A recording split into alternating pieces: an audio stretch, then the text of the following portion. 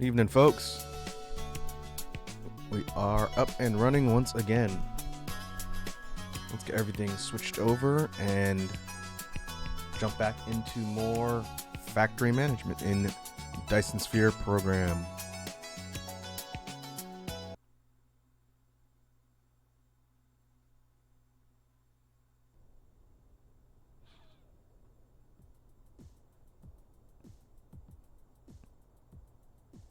All right, let me get the BGM turned on here.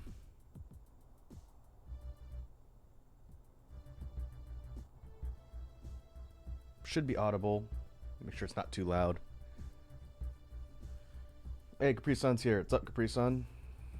Capri Sun says I can only hang out for 36 minutes, but I want to know what you're doing to fight. Oh, okay. Well, we'll definitely be getting into the preparations for upcoming conflict, so you'll probably see some of that before you have to take off, but welcome. Hope you're having a good day.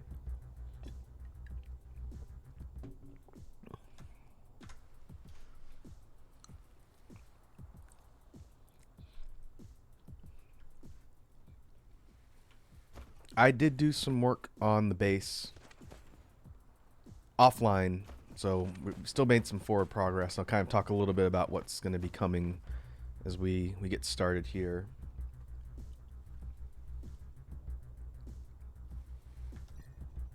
Yeah, Conix here. Conix says, can't stay, but dropping by to wish you a great stream. Much love. Take care. Always cheering you on.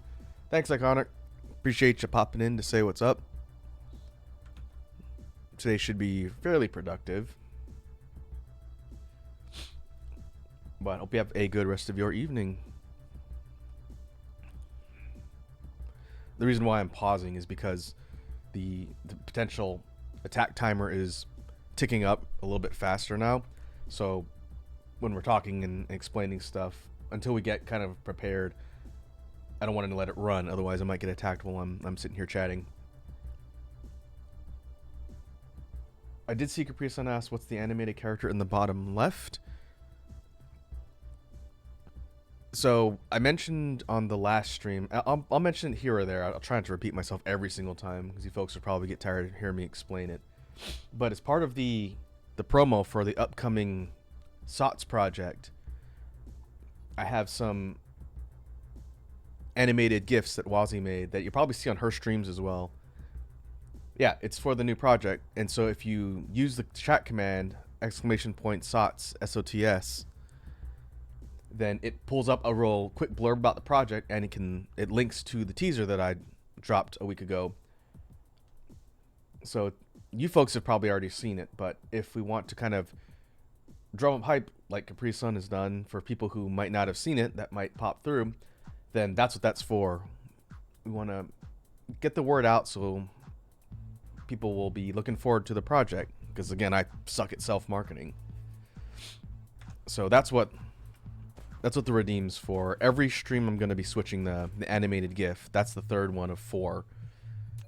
So next time there'll be another brand new one that will be in its place, and we'll just keep rotating through them every stream until the project comes out. Again, targeting for the end of spring for SOTS. It kind of depends since it's being developed right now, but it's definitely coming along. I'm really looking forward to sharing that project with all you folks. I think you'll like it. It's more ambitious than last year, that's for sure. And Wazzy's been working pretty hard on it.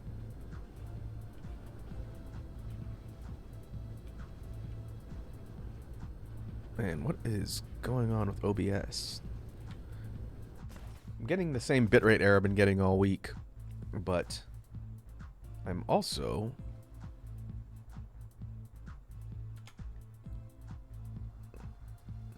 I can see my loadout or readout in OBS is being kind of weird, and that's not normal. Let me know if the stream starts hiccuping, folks. I mentioned that last time. I think connection-wise, I'm not seeing drop frames, but I am curious as to why the OBS readout is doing that. It seems like my whole streaming setup has been glitchy since I got back, and I have literally changed nothing, which is a little concerning. But CPU usage isn't high. I'm not seeing drop frame errors. That's very bizarre. We'll keep an eye on it.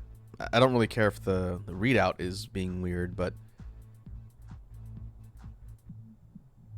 if the broadcast itself starts stuttering or hiccuping, let me know. So far, no one's reported anything this week. It just seems like all of the readouts are weird. And I did run a speed test on my connection to make sure there wasn't something funky with my internet connection. I did that today, and it said it's running normally. Very weird.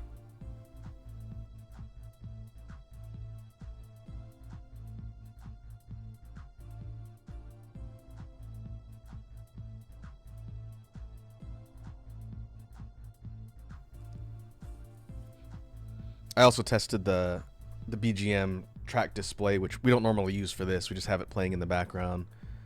But that is also broken still, and I don't know why. But for today, it doesn't really matter since we don't have a display on screen for the BGM tracks. Caprison asks, who's your ISP? I have Comcast. And normally it's been alright. I did check my router. I was able to log into my router, and I'll probably tinker around a little bit with that too, just to make sure nothing in the hardware is going down. But yeah, ISP wise, I haven't had any issues with all that either. It's very weird. But we'll keep an eye on it. The only thing I really do that would push my internet is streaming.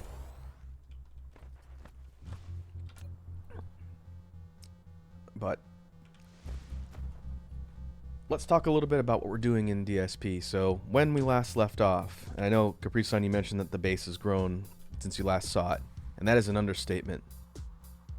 Our last major accomplishment was getting the Dyson Swarm up and running.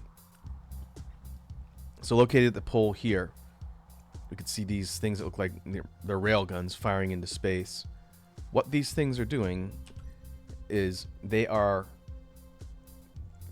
firing these sails to the center of the system, the star here, the big glowing gold sphere,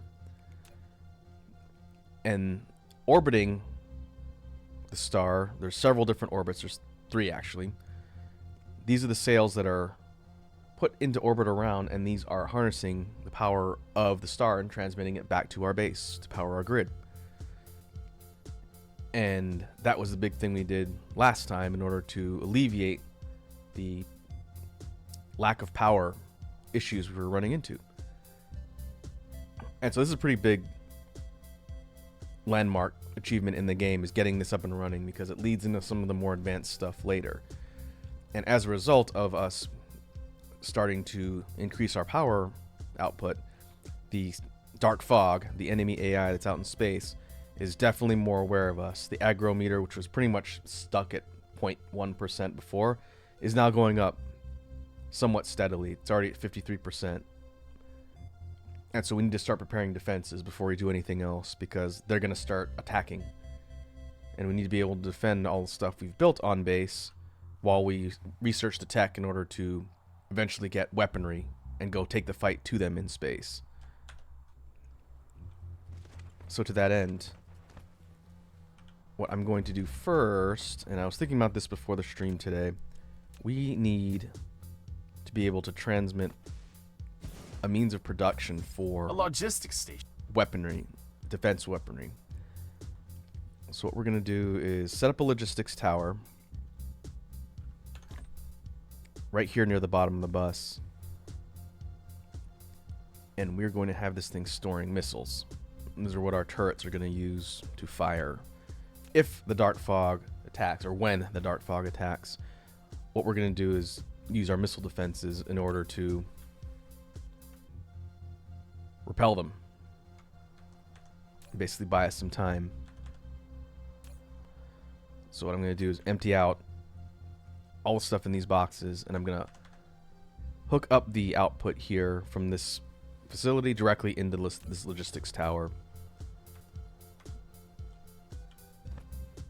And of course we could have just done a splitter, but I'll have to do this kind of piecemeal first. So we'll do large crates here. Keep an eye on the timer.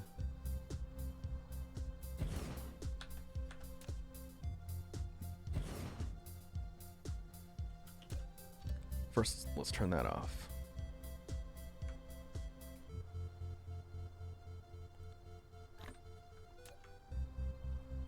Dump these in here to hold. And then we're going to slightly reconfigure how the stuff is outputting everything and have it just feed the logistics tower directly.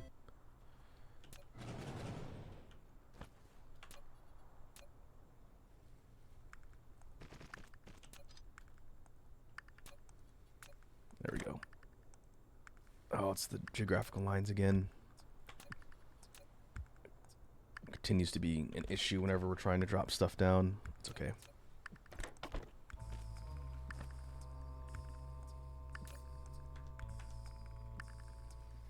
Actually, we'll do... I'll just leave these here, and I'll manually overflow it.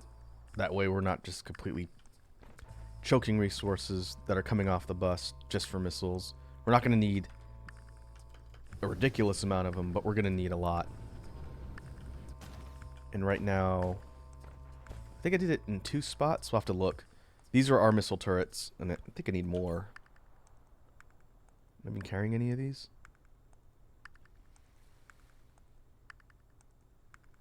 Doesn't look like it. What we're going to do is pick all these up. I'm going to grab this stuff too.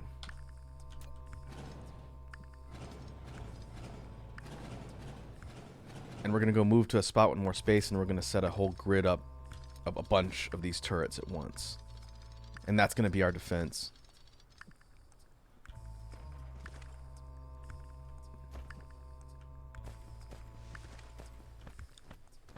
So let's see, where did we put turrets? Those were definitely on the bus somewhere.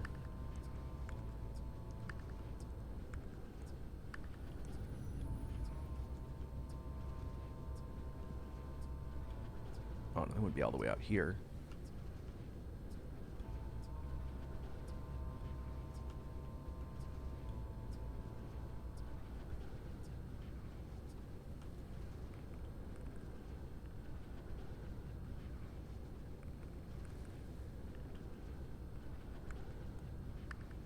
Let's see, I thought we had the regular Gauss turrets set up. Here are the missiles themselves. Haven't had to pull these in a while, and I forgot where I put them on the assembly line. Power, towers, missiles, research. Huh. Maybe I did throw them way all the way down at the end. Logistics. Engines.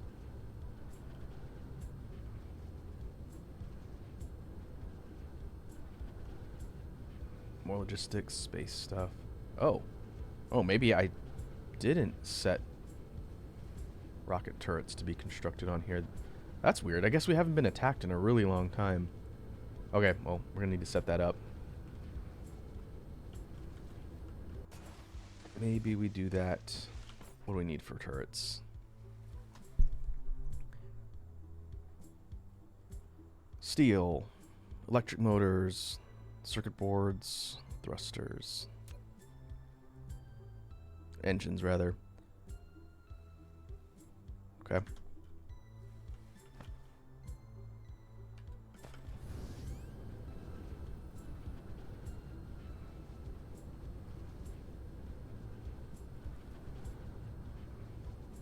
Yeah. I thought I set these up to get crafted automatically. Must have done them by hand. Okay, well, we'll just put them in the first spot we have open right here.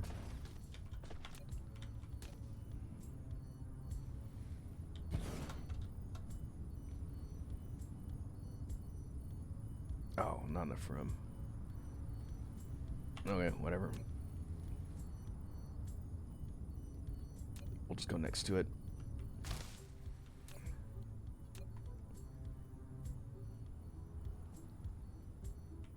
Okay, what's first? Circuit boards looks like. We haven't had to do this in a minute since we got logistics. Circuit boards.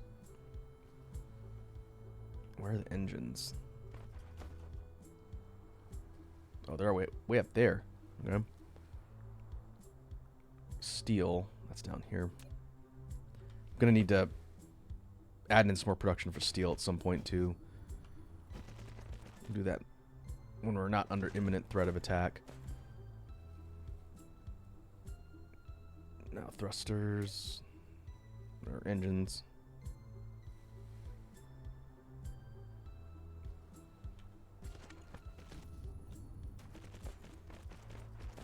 Then motors should be, yep.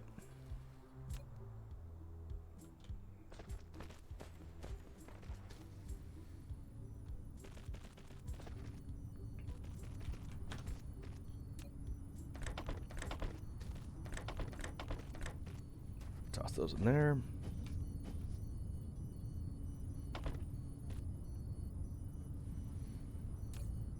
And output wise, we'll give it 3 stacks. Could have sworn I put down more of these. We'll do kind of a quick flyover to make sure I didn't cluster these missile turrets elsewhere. And while those are being built, we'll start putting some down, then we'll go get more.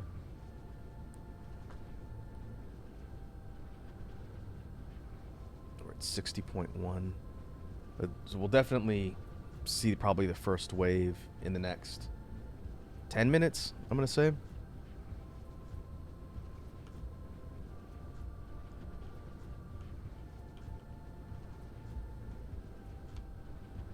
Now that we know these things are being used, let's upgrade these to Mark IIs.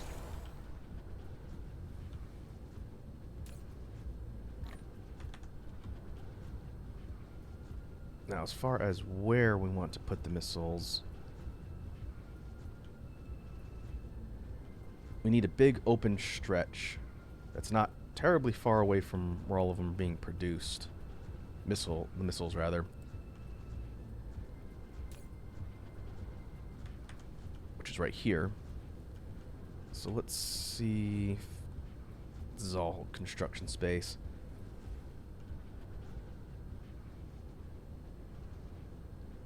Maybe we go over here. This isn't too far away.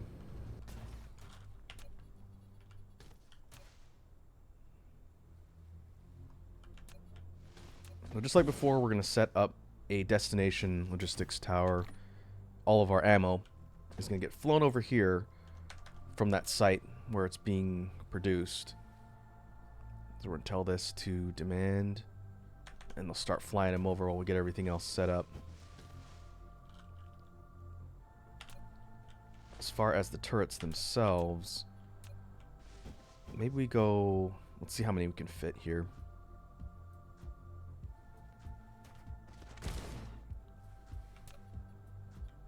One.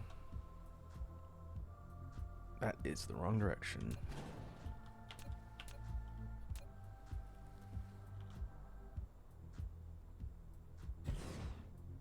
There we go. It's got to feed this way.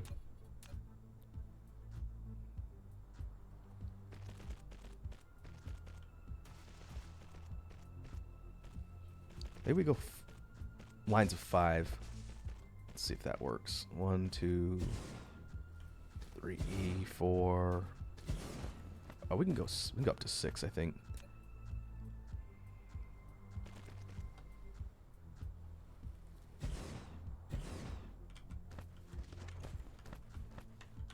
And so what we're gonna do is take these, and to save time, I think I'll have enough to do a couple of these, and then I have to go grab more.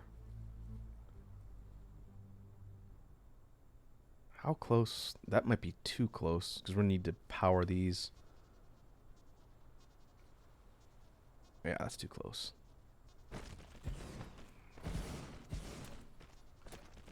Perfect. We can fit poles in between.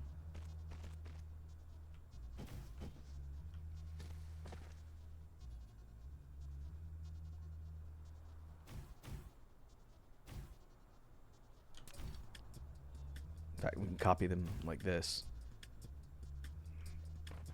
So we set up parallel rows, and I'm going to continue to build this out until I run out of room, maybe down to about here. And then we'll see if that's enough for defense.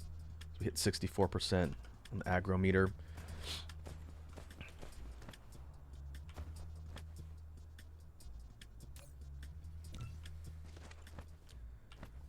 What we're going to do is have this belt, which is going to be what feeds the ammo to all of these turrets. Basically wind through, going like a snake-like pattern, going this way, and back this way, and then wind around the other side. And you can see that in effect. Having this feed out from the tower.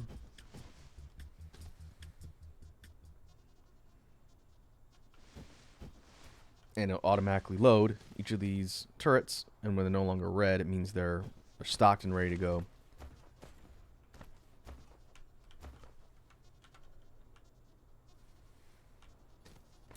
So now we just need to build out more of the grid. I'll grab some more.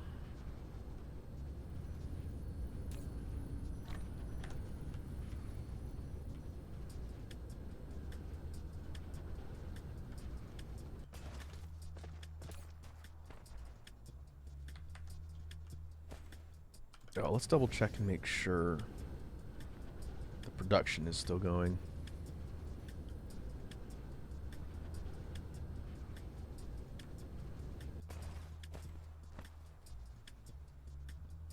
Yeah, it's still going, but it's not terribly fast. So let's build up a buffer. Hey, Lava King's here. Lava King says, "Hey, Raku, I'm going to try Elden Ring this weekend." Oh, nice. You jumping in for the first time?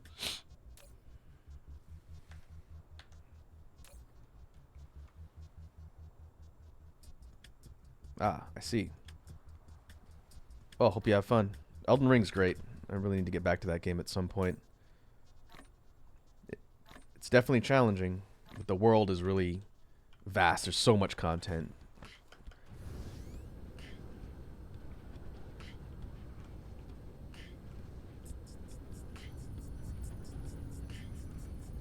Oh, Capri Sun's getting it in May. Nice. You folks are just in time for the DLC coming up. Lava King says, also, Raku Abba is back. Oh, I know. I posted the link to Abba's trailer in Media Share yesterday when it came out. For Guilty Gear Strive. That's what Lava King's talking about. Which is awesome because I played Abba as a secondary in Guilty Gear Accent Core Plus. Whatever the second iteration of Accent Core was. She's a lot of fun, so I was really happy to see her come back. Basically, if it was her or Venom, those are the two characters that I played a lot of in Accent Core.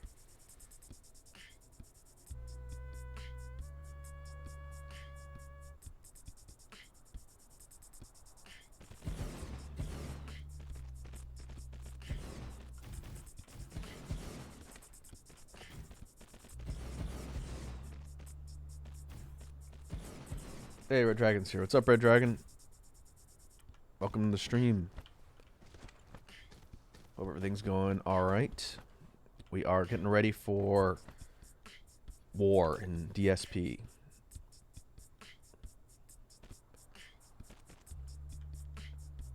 And Lava King was just talking about getting into Elden Ring, which I know you play too.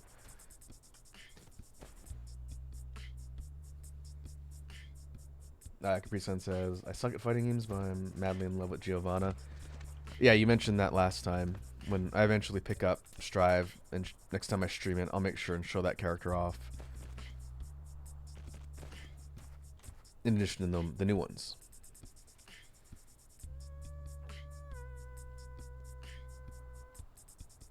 Alvin said, 2 characters that still need to come back are Dizzy and Jam. The gang is all here. There's several characters that are missing from the main lineup that were either in recent games or haven't shown up in a while. Another one is Slayer. Slayer was in XR or XR Rev 2. I don't think he was in the base game. Slayer's not there. Dizzy's not there. You're right. Jam isn't there. My boy Venom, my main from Accent Core, Venom's not there.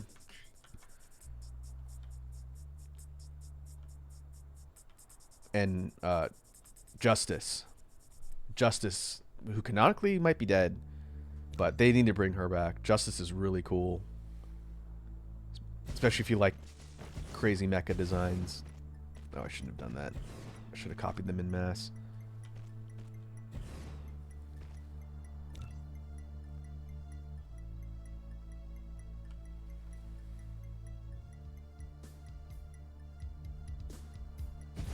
Okay, let's get all this stuff loaded and we'll see if this is enough ammunition for what we're doing.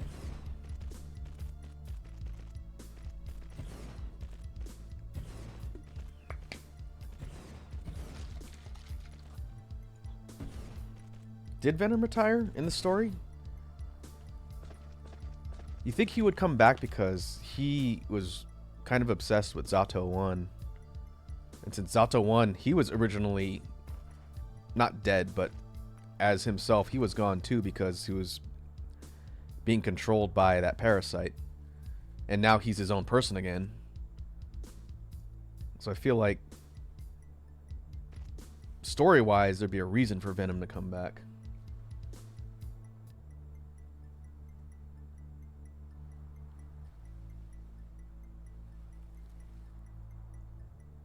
Oh, the geographical lines are not going to let me connect these. That would be very disappointing. Oh, it's because this is the wrong direction.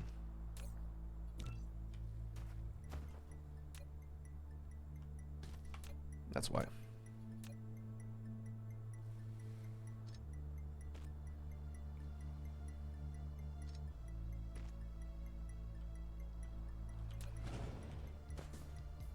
Yeah, there we go. Power-wise, we need to stick... We'll go here.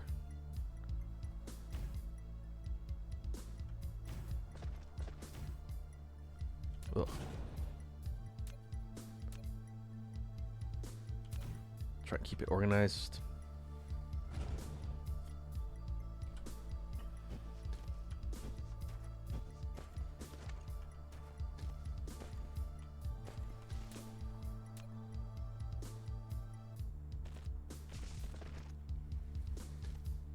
Okay, that side's good. This side we gotta flip.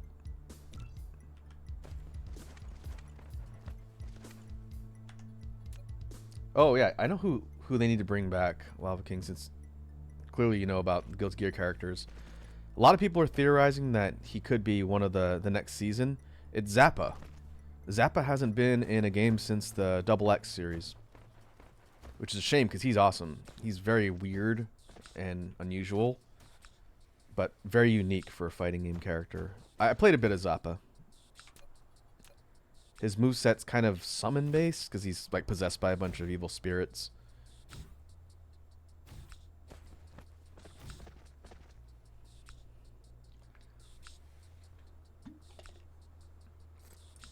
But that would be interesting.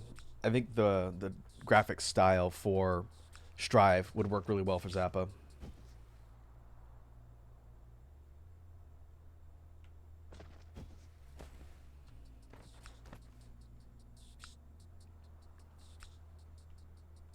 Yeah, wasn't he in one of Faust's cutscenes? I know those two have a canonical story connection, but he hasn't been playable since Double X series.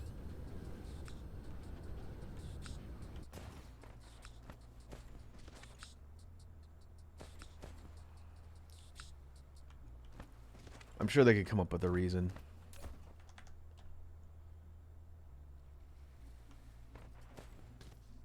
Okay, let's save. So to kind of explain, this would be a good way for me to check to make sure I didn't miss anything. If we take a look at our planetary base, which is grown considerably, we need to make sure every critical portion of the base is within range of one of these signal towers. The reason for that is these signal towers will cause anything within their radius that attacks to get targeted by our big grid of missile launchers here. So if we're all the way over here on the other side of the base, and let's say the dark fog drops here to start attacking, as long as they're within range of a tower, our turrets all the way over here are going to fire across the planet in a massive volley of rockets, and they'll hit anything that's attacking as long as it's in range of one of these towers. And so I kind of swept to make sure I had them placed all over, but it'd be good to do some checks as we get close to 75%.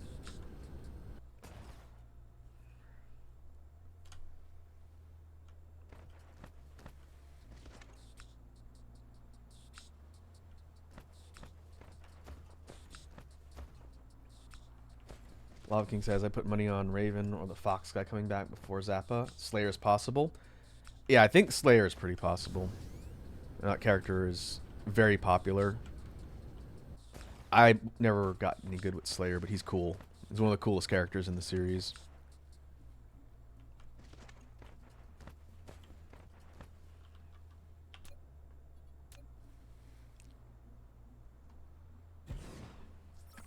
You've built a signal tower. Okay, that's fine. Over here, this end is covered. Most importantly, we need to make sure the bus is covered. Because if they attack our lines where everything's going, that's going to be a nightmare to try and replace. So we might have to put one covering this half. Yeah, maybe we put one down here.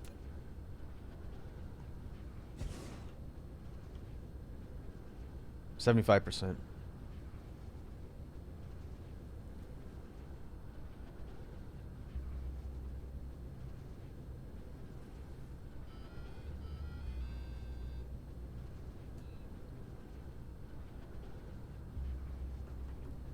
Let's check out the north, this hemisphere.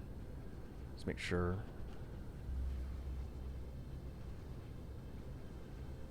I don't need two that close.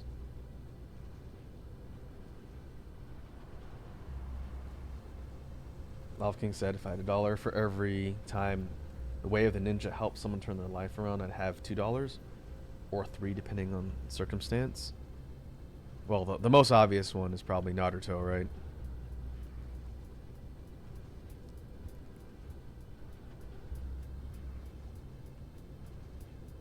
Good old ninjas. Hey, Mysterious Phoenix is here with a hydrate and a stretch. What's up, Mysterious Phoenix? Welcome to the stream.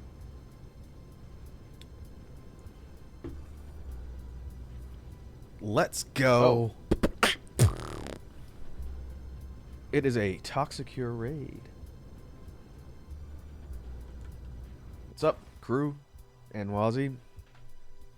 Let me get a shout out for you folks.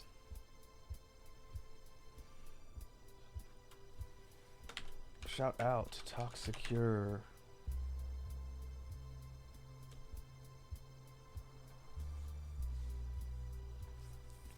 Welcome, folks. First time chat from Fresh DMB LDR. Fresh, what's happening? Didia, welcome, folks. Art today. How productive was the art? Wazzy says, I read your message live on Twitch. Which message? I saw you mention that in Discord, but you were streaming. What message did she read?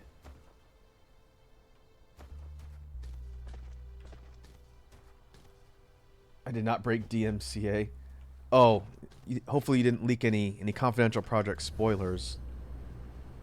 Thanks for the follow, Almighty. Welcome to the Space Bees. Hope you enjoy your stay. Oh, number 14 is live. Why did you read that on stream? Were you just looking at the Discord and just happened to read what it said? Don't worry about what that means, folks. Hey, first time chat from Helic4888. Bees? Space bees, specifically.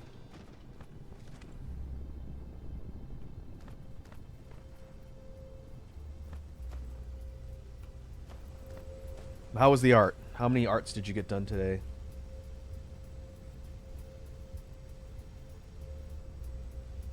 Almighty says, can't stick around. I'm happy to have another chill tuber to follow. Hey, much appreciated, homie. Hope you have a good rest of your evening. Wazzy says, because I was streaming, I forgot to tell you it was in the folder, so I did it while live. Even though I wasn't watching the stream. Alright, well, I got your message. It's fine. Ah, floor yelling day. I see. Floor yelling day. You did art while floor yelling? Seems like it'd be difficult to art when you're sitting on the floor, but I don't know your life. Well, for folks who are just tuning in for the first time and don't know what game we're playing, first let me save. We are playing Dyson Sphere Program. Seems like Wazzy always raids me when I'm playing this game, which means I have to explain what it is. Since I don't know if this is a super well-known game, but it is fun. So DSP is a factory automation space exploration sim. Something similar to Factorio, if you ever heard of that. But the whole point is building up a massive functioning autonomous factory, and we're dropped on a planet with this mech that we control here. And we have to progress up the tech tree of research and developing our different types of production facilities and tech in order to branch out into space, all while dealing with angry aliens that are going to be attacking relatively soon.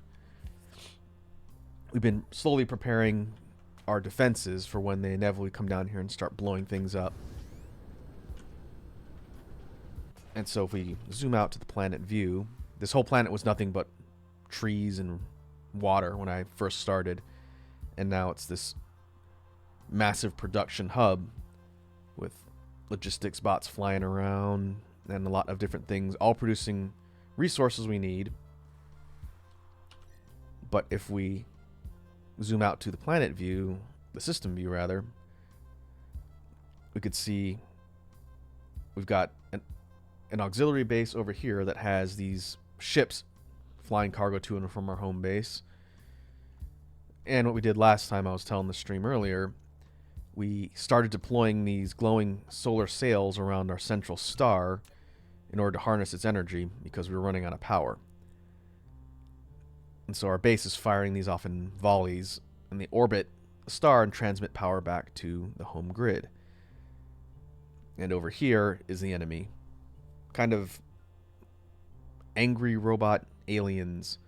They've been steadily building their fleet, and now that we have their attention, they're going to be sending forces down to blow our base up. And we were in the process of getting defensive measures put in place, and hopefully it's enough.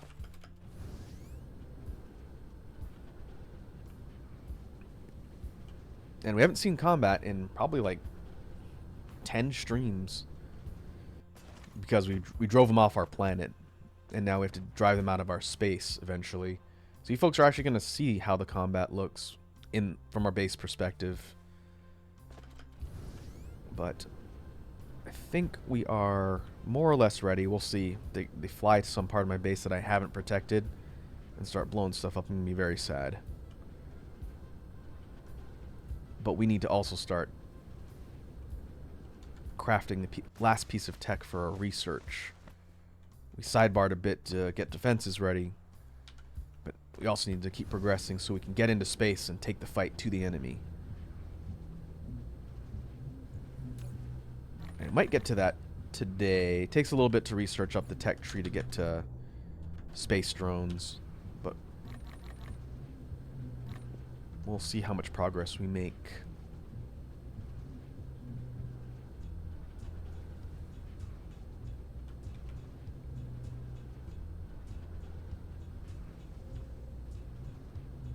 I guess we can go here. Anywhere where there's a good stretch of space and not a lot of water we have to fill in. I'm running out of soil piles.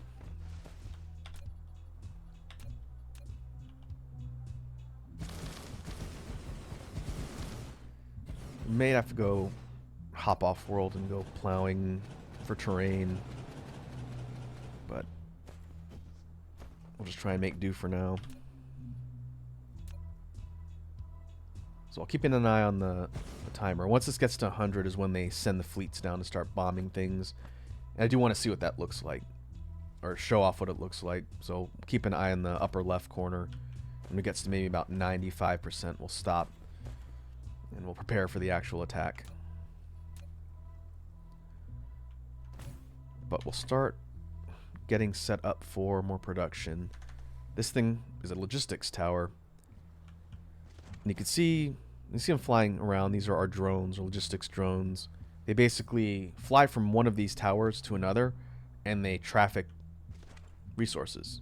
They either go and grab them, or they transport them from point A to point B. So rather than have to run conveyor belts all the way across the base, like a spaghetti configuration they call it, you can have the bots just fly them back and forth, and it's much faster. So we need 3 components here: plastic, crystal silicon, carbon nanotubes. Yeah, Mysterious Phoenix, the kind of colloquial term in the factory sim community is spaghetti for anything where you have like these belts crisscrossing everywhere, and some of my base still has it.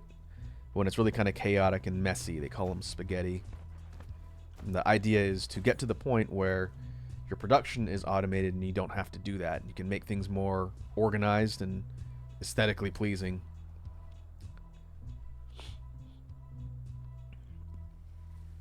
Mom's spaghetti.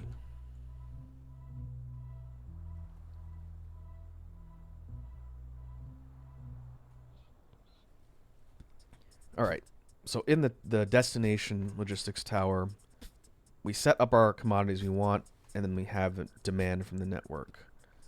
And our bots, or our drones, will fly up and out to wherever is actively supplying those resources. Like this one over here has the nanotubes, so it's right here. I could have run it with a belt if I had an extra port.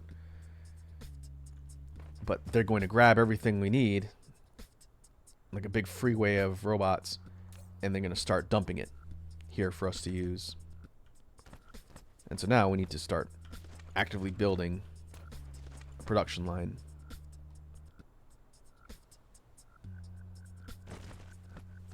Let's go down here.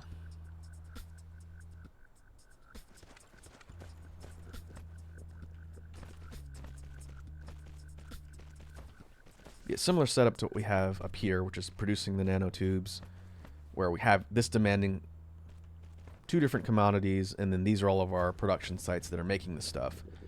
But for this particular item, we need 3 components, not 2.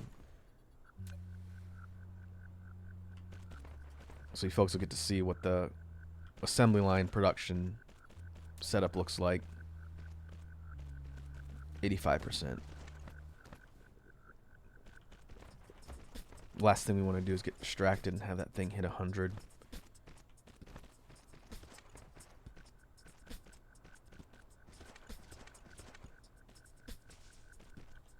So in order to take all the resources we're going to need and combine them to create our desired objects, these things, assemblers, and for the folks who've been here before, this will be a bit of a recap. But for folks who haven't seen this, these are the devices that will combine the components into whatever we're making, at least for the type we want. Some require a specific building, like a chemical plant creates a lot of the plastics and things that require some fluid components. But assemblers are more electronic in nature for the most part. And we use sorters to pull respective things off of the assembly line. And we've got to tell the building what to make. Commodity we want is particle broadband. These fiber optic cable things. We need this for our research. So if we copy these down, let's do 9 sets of 9. using this kind of copy, drag and drop means we don't have to individually click and place all this stuff, which is a nice feature in games like this. In addition to being able to do blueprints too, which maybe we'll see later.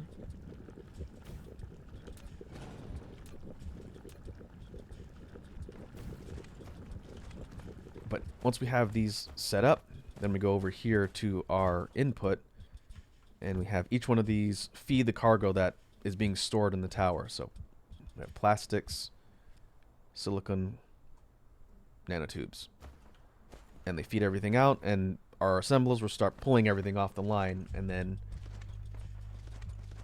factory style start crafting the components that we need and spitting them out here.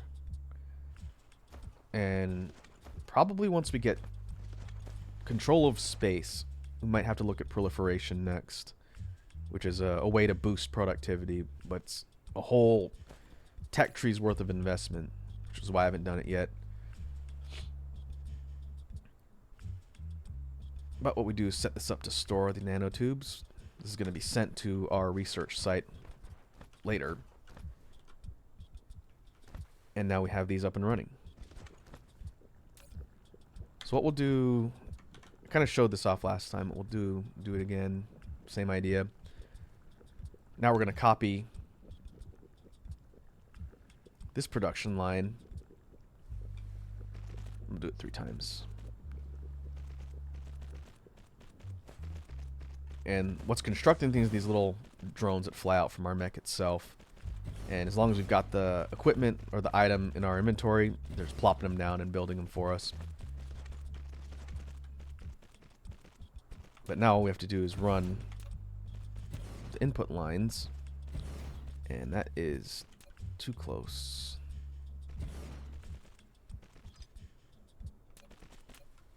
Go 1. That is barely going to make it. 1, 2, and the third one from down here.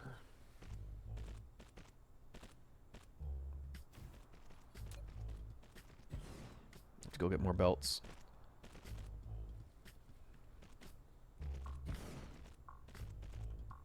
And likewise, we tell each line to pull the item from the tower and feed it to this secondary production line, and we're going to link up the third one, and then each one of these will be producing what we need.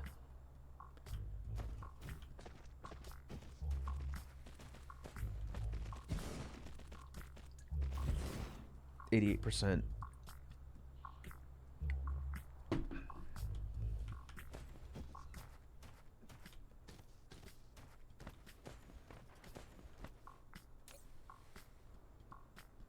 Yeah, it's producing those broadbands not at a super fast pace, which is why we look at things like proliferation later on in the kind of mid to late game. But for now, we'll just get the facilities up and running.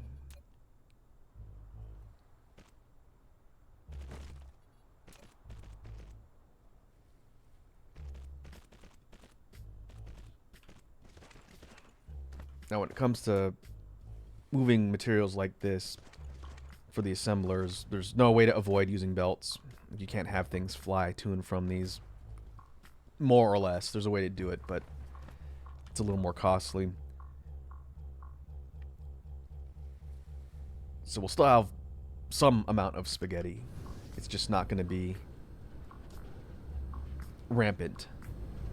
If you go back and watch some of the earlier streams in the game, it's belts everywhere. Not the most pretty. And like this freeway-like setup, the bus has all of our main construction components we use for a lot of things in one spot, so we can have all of our stuff producing. This is a build strategy that I've specifically picked up from a YouTuber. It's kind of a cool and organized way to centralize what you need and what you're creating. But eventually it gets so complex that it makes more sense to fly stuff where you need it. And that's kind of the transition from early game to mid game. And then later on, it's even more centralized than that.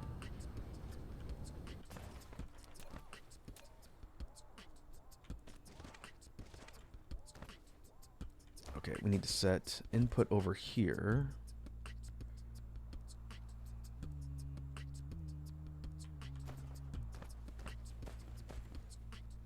Order doesn't really matter. Whoops, nope, not that one.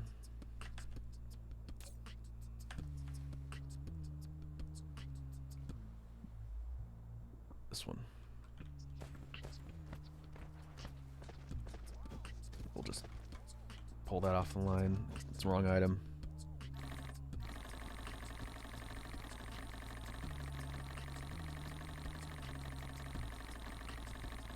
There we go.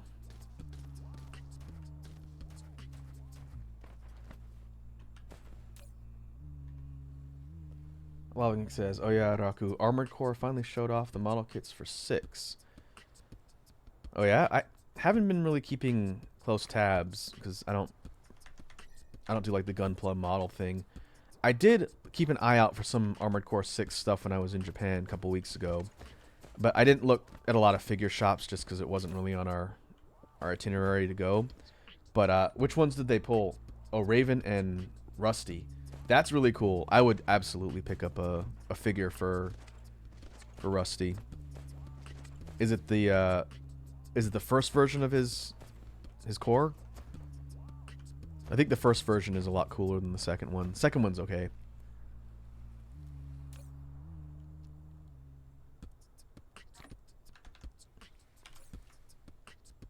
In fact, while I was in Kyoto, I went to the actual Gundam, like Gunpla store, like a retail store that specializes in like the Gundam model kits you put together. And there's a lot. There's not a massive store, it's in a mall, but all of it was just kits to build different things from like the Gundam properties. I know some of you that are really into the scene would have probably had a field day in a spot like that. Ooh, 92%. Gotta get ready.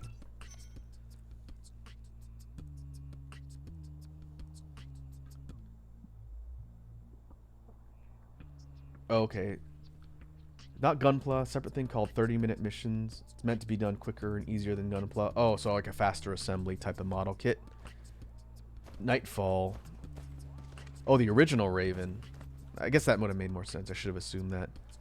Nightfall and Steel Haze. That was the name of his mech. I think it was like Steel Haze Orta or Ortis is the one he gets later in game on a certain path. Yeah, the base Steel Haze is awesome. It's like a lightweight, lighter midweight, fast mech, and he's got that spinning polearm looking weapon. I might have to look at that. I did Gunpla a long time ago, and it was a bit of a time-consuming hobby. I still have the kits hidden in storage somewhere. I had the 1/100th. I didn't do the master grade ones. I wasn't good enough to invest in something like that. But I had the 1/100s, which are maybe about 12 or so inches tall, bigger than the 1/144ths. Man, that was a long time ago.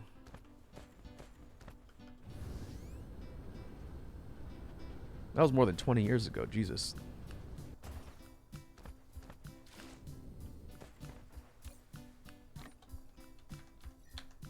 Okay. 93%. They are going to be coming at us. I wonder where they're going to go. They might target the power structure first.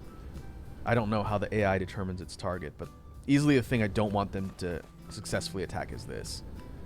They take out the array that's helping power grid. It's going to severely hamper everything trying to put it back up.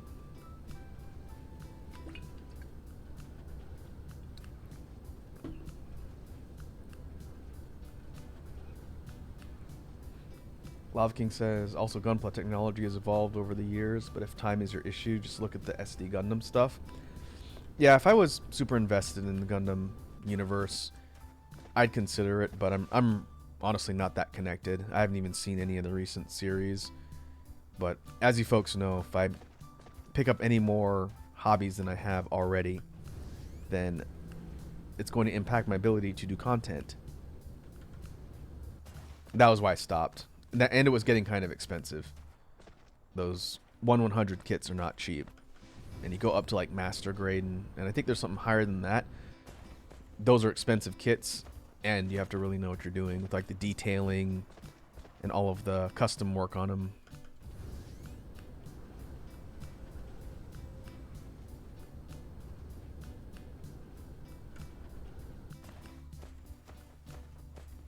Is there something that's in between 1/144 and 1/100? Because the ones I had weren't master grade, but they were bigger than the kind of little 1/144ths. I honestly don't remember. 140, the 1/144ths are like 6 or so inches tall, right? They're not small, but they're not like super tall. Yeah, I had the next size up from that, but it wasn't master grade because I remember those being more expensive than I can afford. I wonder. Keep an eye on the aggro timer.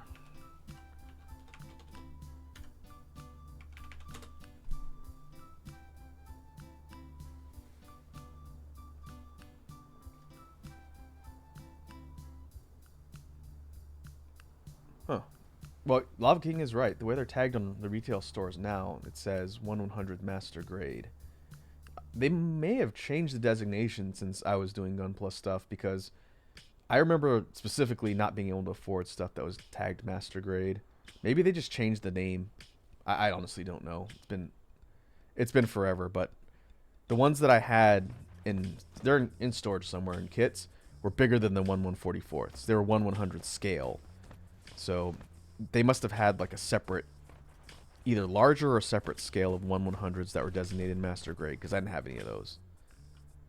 If I ever get a chance to go grab them from storage, I'll double check and make sure. It was a long time ago. They're up in an attic somewhere. Okay. Coming up on 96%. I know I'm kind of flying around doing nothing, but I want to actually have eyes on when they attack. See how good our defense holds up.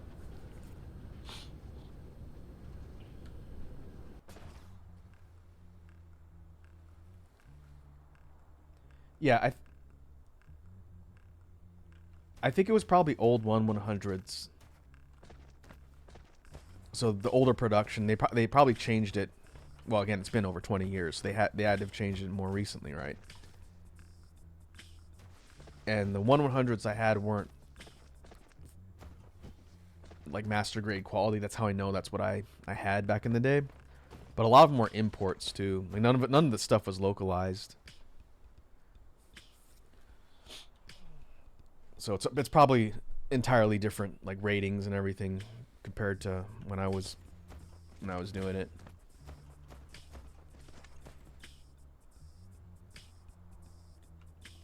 Could have been bootlegs. They were Japanese imports for sure, but I couldn't tell you if they were authentic. I didn't even know some of the series that I was getting the Gundams from. I just bought them because they look cool. I had a couple of the Gundam Wing ones, which I knew, and a couple from Endless Waltz, and then a bunch from series I'd never seen. They were Japanese series that didn't air outside Japan at the time.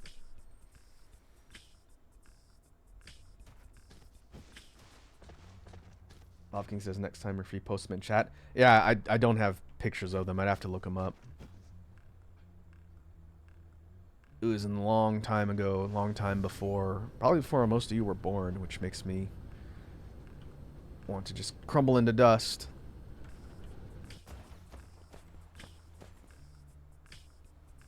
I think one of them was from X. Either X or... Could have been Turn A. I would have remembered that. Honestly, I don't know. I don't even remember which ones I had.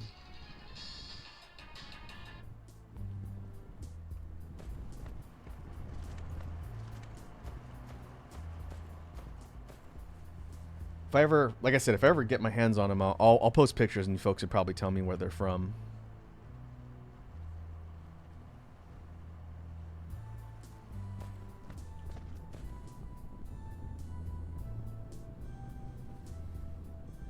Okay. Coming up at 98%.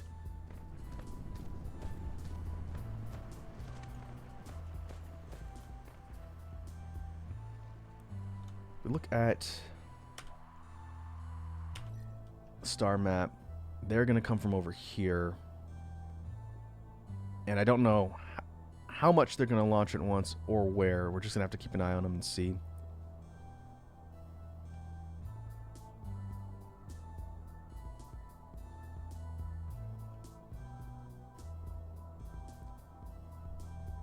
Might even be able to see them deploy from here. I've never actually looked.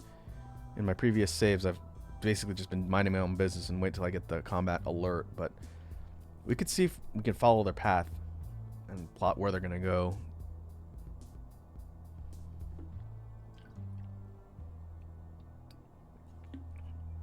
Love King says the old X stuff is infamous for being outdated, even for the time. I'd imagine the scene wasn't as robust as it is now, especially internationally. Which means I probably paid extra markup at random import stores for them back in the day. Because how much does one of the master grades retail for now? In USD? I'd assume $30-something USD maybe?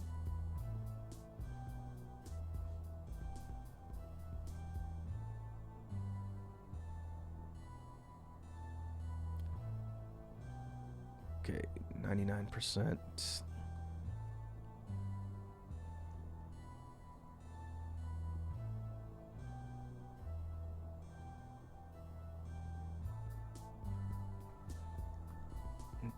Lava King says, can't say USD. Canadian master grade can run around 50 to 70 bucks.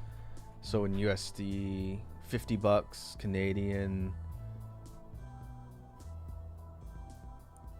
is a little bit less in USD since our dollar's worth more.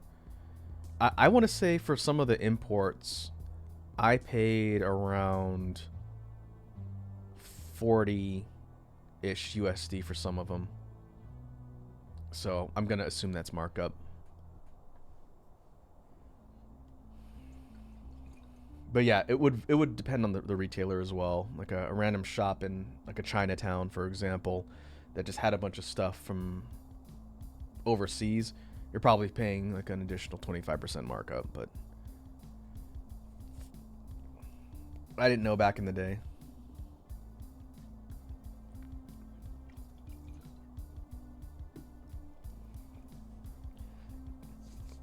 All right.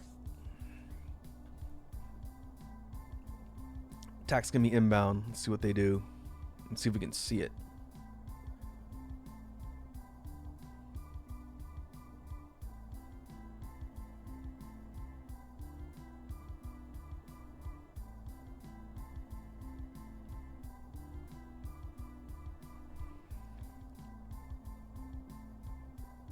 My guess is one of these squadrons are going to be the ones that they send. We'll find out. Oh, it's these frontline ones. What are those? Those planetary ships? No, those might be space. I don't know. We're going to see where they go. These 5 are being deployed initially. And we can actually see where they go here. We should be able to see them come to the planet. And we'll see if our defense is one. I might need to set up the defense. Oh, that might be a problem. I don't think I have them set to target things from space. That could be a really big problem. I didn't think about that. Normally they target things that are attacking from the ground, not space. Uh-oh. Where do we put them?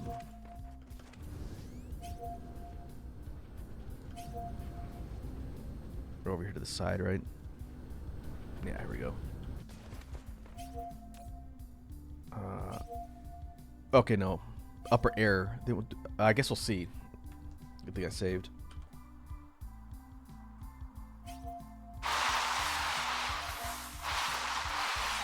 There we go.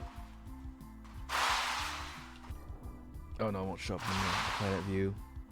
So they are just straight up nuking my site from space, which is annoying. They did... Wow, they did a lot of damage.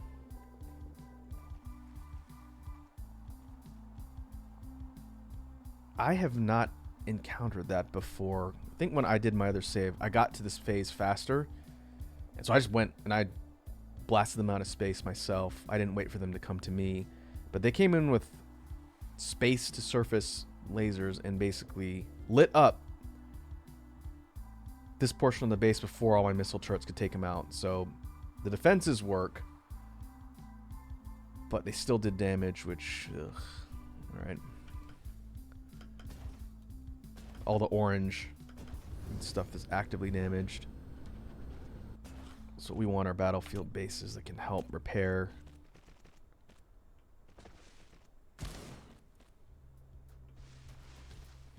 I don't think they destroyed anything, but they did a lot of splash damage.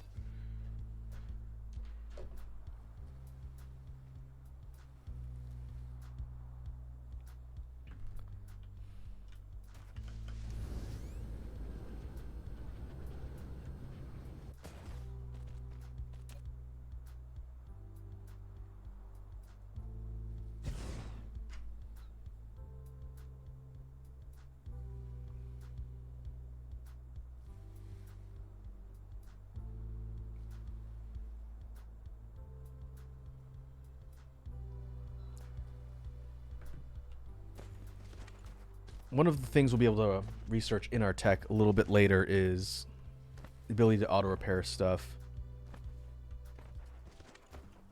And our construction drones that come from these battlefield towers will basically do it faster. But for now, I think we're alright. Let's work on getting things repaired, and then we need to go straight into getting the tech we need to start upgrading stuff, because already we're going back up in the aggro meter, and they're going to come back for round 2.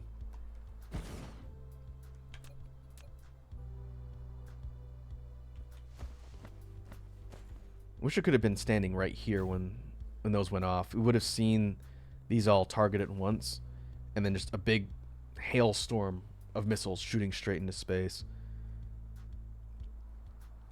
And so our damage is decent, but they were slow enough that the Dart Fog was able to get off a volley to do damage.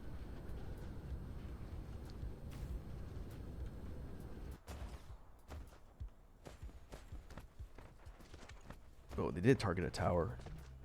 Suckers. Okay, that's not too bad. It does escalate as you progress further. Not only does this aggro meter go up, but the amount of stuff they start sending to harass you increases as well. So we had five spacecraft come in to shoot at us.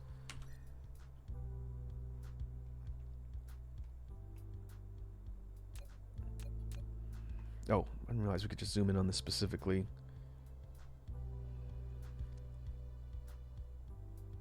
So we can actually see. I want to say it was these. No, maybe it was these. They've got a couple different types of ships, but I can never remember which are which. When we go space combat, these are what we're going to have to fight ourselves. So next time, it might be 2 waves they send down, which is going to be bad. So let's go deal with that now.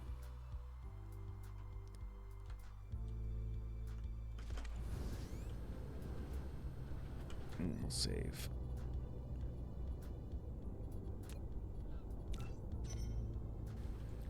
So here, all these multicolored cubes, for folks who haven't seen this before, this is our research. These allow us to research different levels of tech on the handy dandy tech tree. And in order to progress further, we need different colors. And so the next one we need is purple.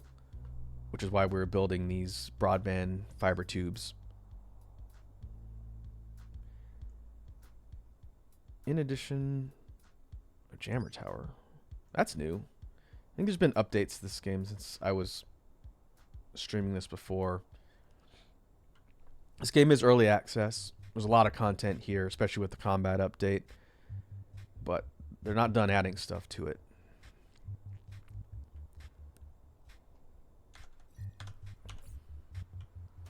But we need to get purple research underway.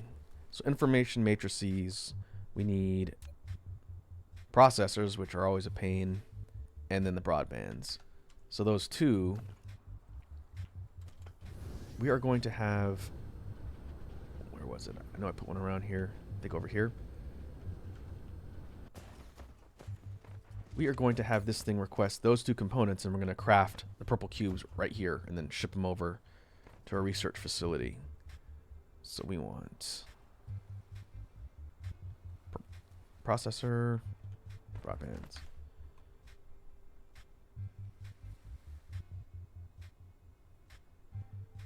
And a first time chat from Chaos Dragoon 88.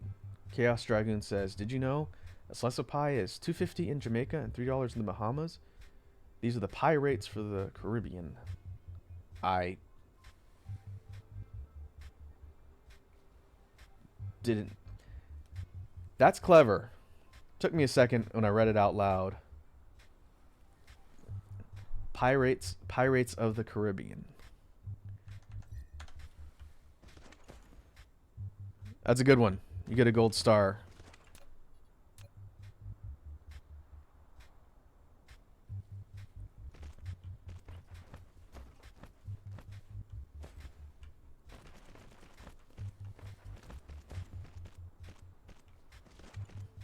I'm going to use that one on someone else. Alright, so what we're doing, just like we did for the other sites, we're going to pull over two resources. Well, we got Delta demand first. The broadbands are going to be the more limited commodity because they take longer to create. Processors, we had this being produced for a while. So I think we'll probably be full 5,000 of these. I don't think we have 5,000 of the broadbands, but we'll get as much as we can.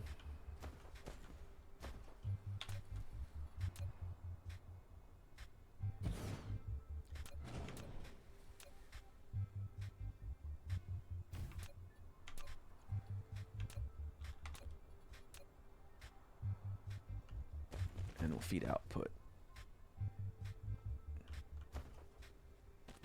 right here.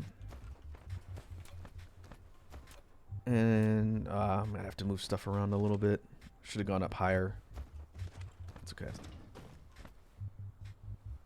Oh, no, we need a different type of facility. Forgot. Research cubes cannot be created in assemblers. Kind of like some of the fluid-based production, you need a specific type of building to make those. And there are these things right here. These are matrix labs. Matrix lab. These produce the different multicolored research cubes we need, and it also uses them to research the tech itself. You can basically set them to either produce the research or do the research. In this case, we want them producing the cubes. And for this, we can set these in groups of 2 before we have to set up power. So maybe we go 6, and we could stack these up pretty high too. Unlike the assemblers, we can stack these on top of each other to increase their efficiency. Maybe go 6 to start.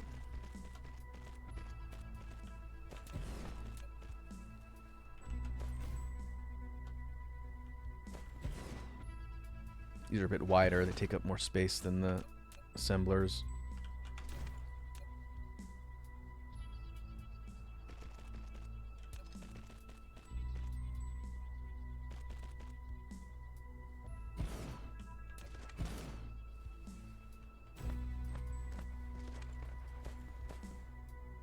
Okay. Have input. Oh, we did fill up a full stack of the broadbands. Guess they were going for a bit.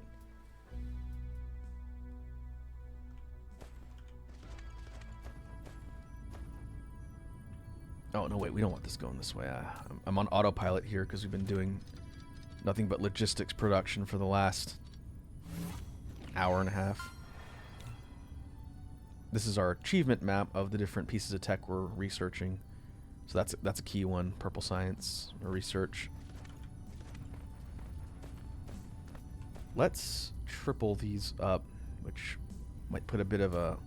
Nah, we got enough power, we'll be okay.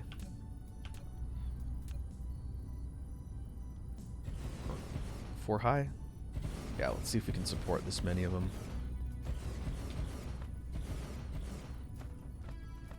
And then now we're going to take the output and we're going to run it. I'm not going to run it parallel to these because there's two more colors of research, one of which is going to be here. So we need to make a little bit of space. Let's run it this way.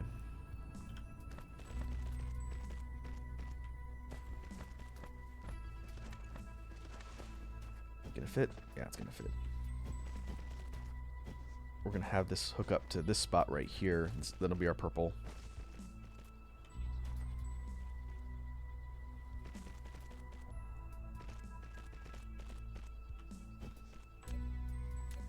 And this will be overflow.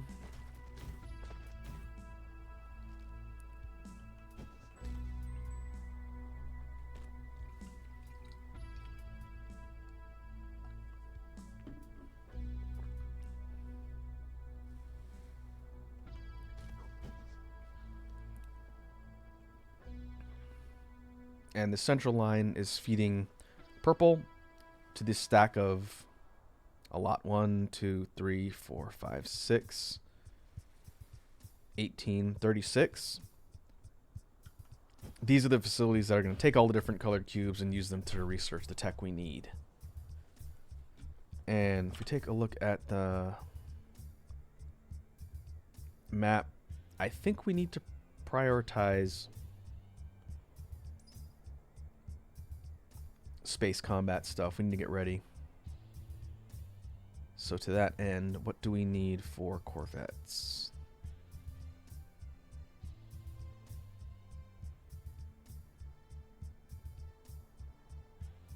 It's missing stuff up here. Okay. So let's grab implosion cannon first. This takes red and blue, which we have now. That should take virtually no time.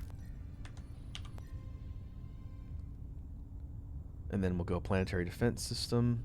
Shields. Shield generators. Also useful for when you start getting attacked by the dark fog. You could put these things almost look like beacons, and they will create a big protective barrier around a set area of the planet. We'll queue that up next.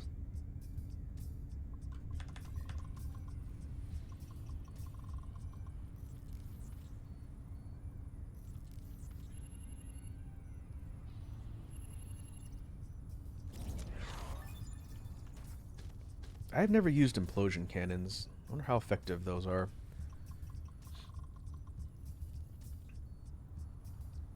Wide range, can attack things close. I wonder if they can attack things in space. I normally just use missile turrets. They're very effective throughout the game. So find out.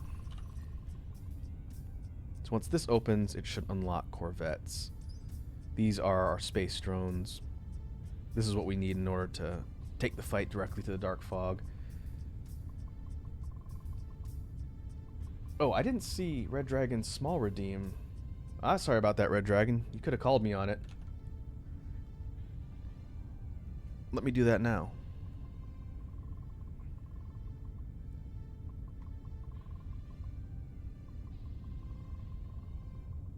It said 20 minutes ago you redeemed small Raku, and I never turned it on. I didn't even see it. It might have gotten sandwiched in between all of the Gundam discussion, but it's there.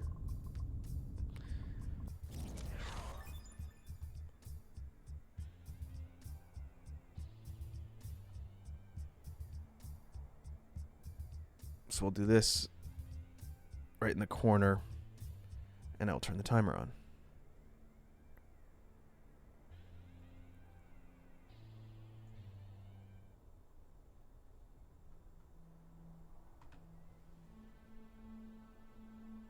There it is. And we'll see how long it takes me to remember to turn it off.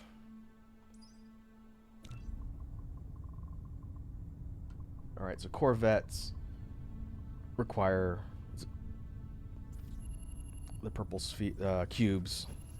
And we've not built up a big surplus of those yet, so that's probably going to be going...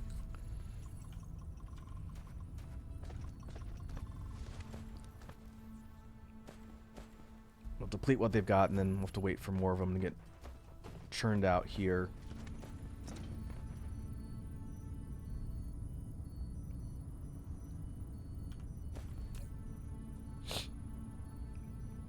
And one thing you can see, might not be that apparent, but the power grid strain when the research is going on does kick up a little bit. Our consumption is right here with the orange, and our total capacity is the blue. And that's why we needed to get the Dyson Swarm in place to bolster our power grid, just because we're going to have to research a lot of tech.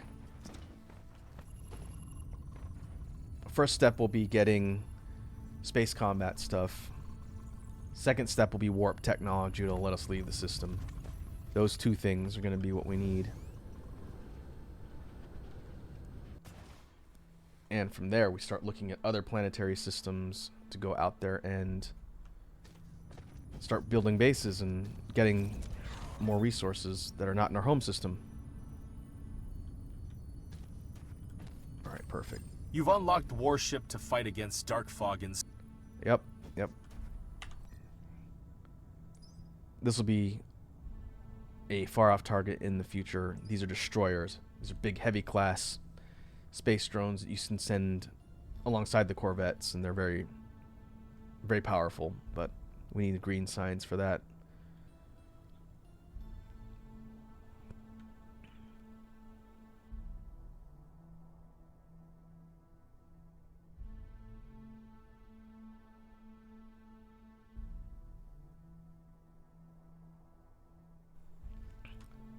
In addition to the base tech upgrades, which gives us new things to use on our overall progression, the upgrades tab has a whole set of upgrades and tech for the mech specifically. This is a whole new tech tree of really important things that we need to upgrade. The biggest one, probably up here, core, is basic energy upgrades, which connects to a whole bunch of things, including the drive engine down here. This unlocks warp, which, what's it missing? Oh, it needs core level 4. It doesn't require purple science, but this one does. Another thing we want, maybe first, listen, we'll get this one first. Universe exploration lets us see the resource spread on other planets outside our system. That's really important, so we can figure out where we're going to go within 8 light years. So we can't see things across the entire galactic map, but we can definitely see things that are nearby, because we're going to have to jump to other systems in order to start setting up bases. So we'll do that one first.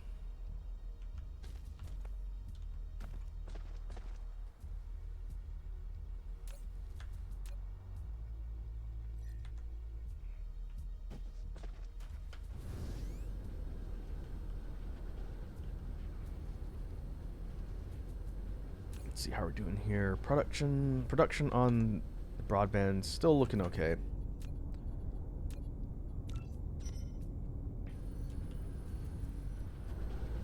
Let's actually go look at the production site and see if I can remember where I put them. Over here? Yeah, it's over here.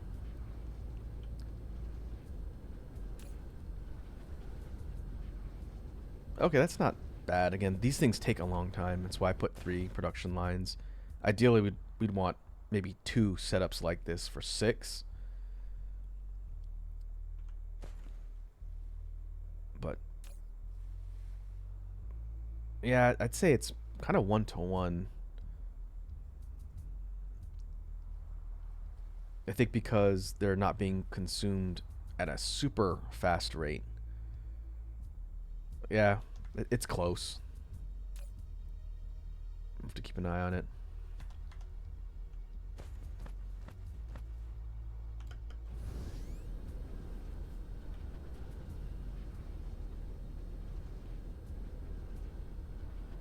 And threat-wise, we're still looking fine. I think we'll have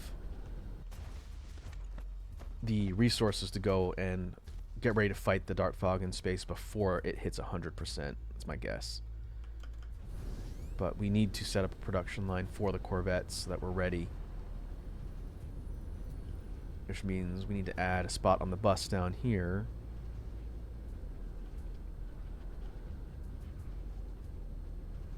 Just go right down to the end. Yeah, that's fine. We'll go over here.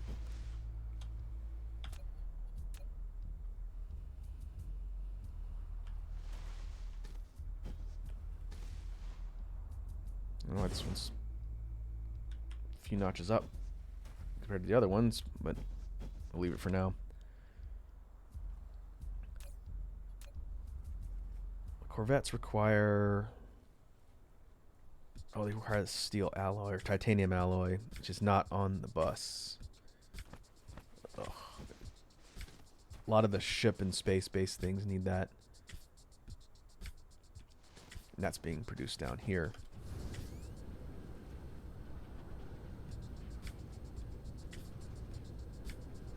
Okay. I'm gonna split this. Again, it's already split once, but all of these ones are not actively consuming any. So we're gonna split it and then run it to where we need it.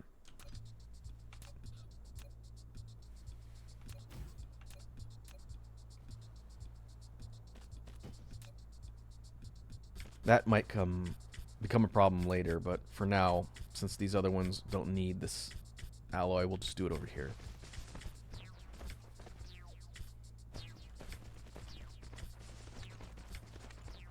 Quite a bit of what we do in the mid game is not going to be super optimized, but that's okay. First planetary base is definitely more function over form.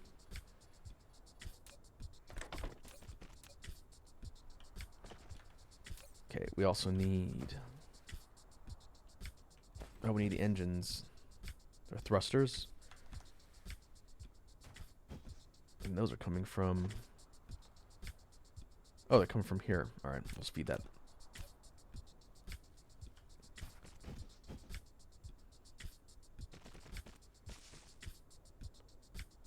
Feed that this way.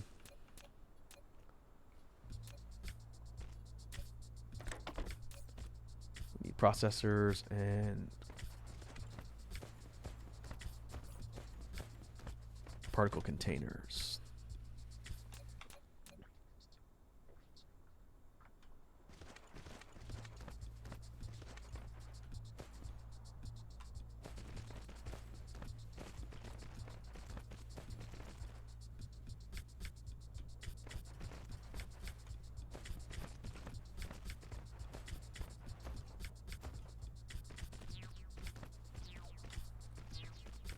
Okay, that should be good.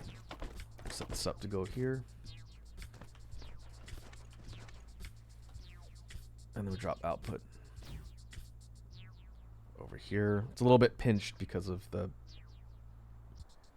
geographical lines. That's okay.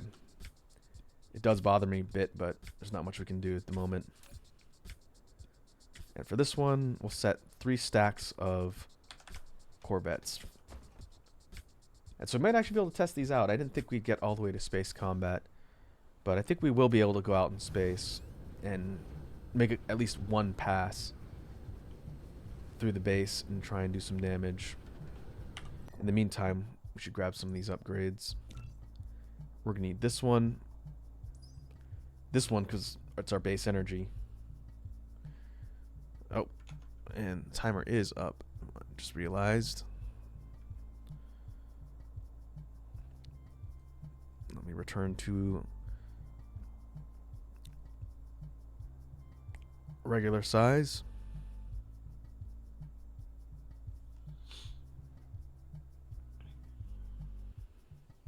Lava King asks, "Hey, Raku, ready for fun fact with lava?" Of course. What is your fun fact, Lava King? I just realized today was judo day. Hopefully your judo went well.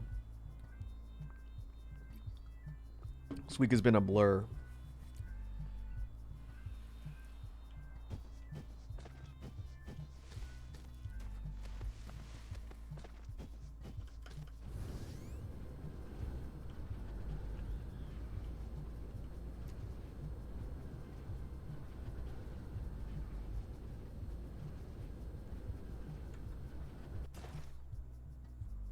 Dragon says a blur. Welcome to my life. Yeah, time flies, man. Make the most of it.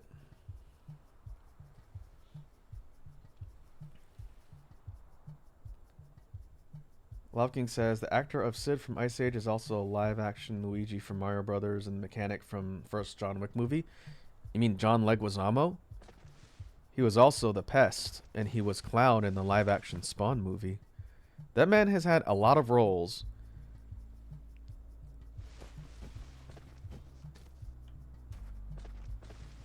He's just been around. I liked his role as Aurelio in John Wick. He's the guy who runs the chop shop. He helps John track down his car and then restore it after it gets demolished.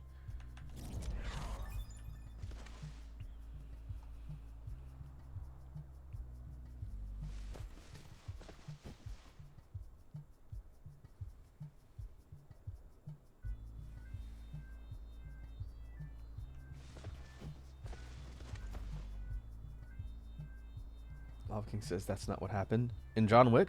Yeah, it is. It's in the second one.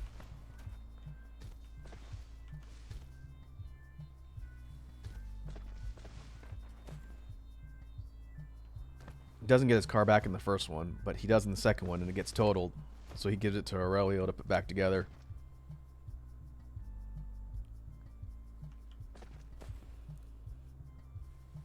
That happens in like the first 15 minutes of the movie, so it's not a massive spoiler. You should all watch the John Wick movies. Those are great. They're very entertaining. Okay. These, I think they're just stacks of 50. We'll let that run for now.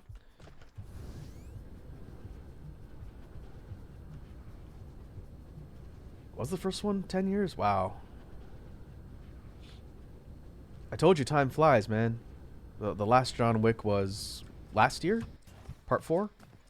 I think it was last year. It was either last year or 22.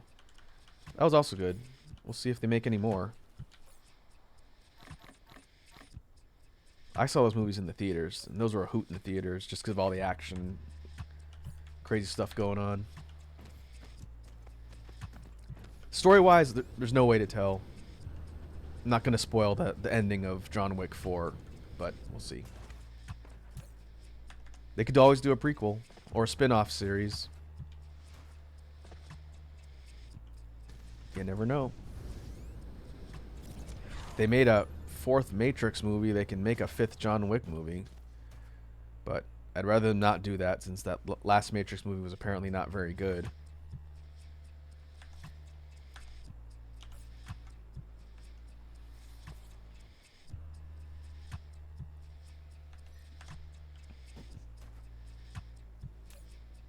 Okay, yeah. Stacks of 50. So we take a look at our loadout. Can we put this? Yep.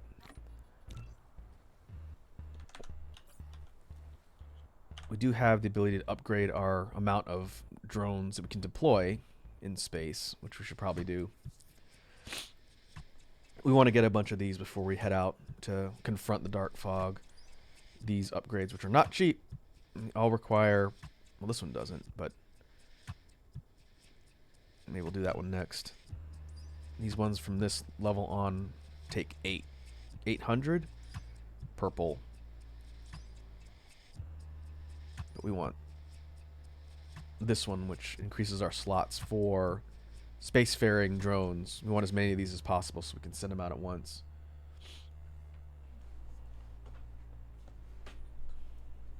Lava King says my dad is a huge Matrix fan, and even he said he liked. Even he said, like many others, the first one is the best. I agree. The first one holds up really well. The second one is pretty mid in my opinion, and the third one is bad. The third one has a lot of narrative problems, and I think the fourth one was not groundbreaking. It sounded like it was pretty phoned in, from what I heard. I didn't watch it, but it was kind of more self-referential than anything. My father did not like The Matrix. He found it very confusing, despite me trying to explain it to him.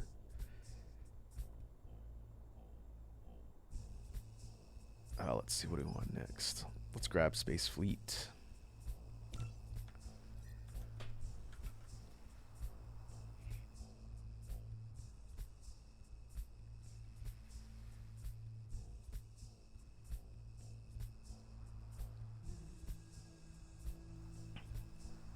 Loving says Matrix sequels problems were they were over-explained. Didn't they depart from the original source material in the book too? I can't remember if it was after the second one or after the third one. I think it was after the second one. The actual book that was written had different story. I don't know. I just know it was a mess. The Matrix films were based on a book series. They're adapted by the Wachowski siblings from novels. I don't know how many there were or who wrote them, but I remember that being a big point of contention for people who knew the series before the movies started coming out. So that's something you can look up and see. But I want to say that second one and beyond was different from the books. I didn't read the books, but yeah. Stranger things have happened, I suppose. It's not like Lord of the Rings, where I think Lord of the Rings, I haven't read the original Tolkien books, but the movies were pretty close to the books, main plot-wise, just excluded a lot of detail. Those are dense novels in the original Tolkien.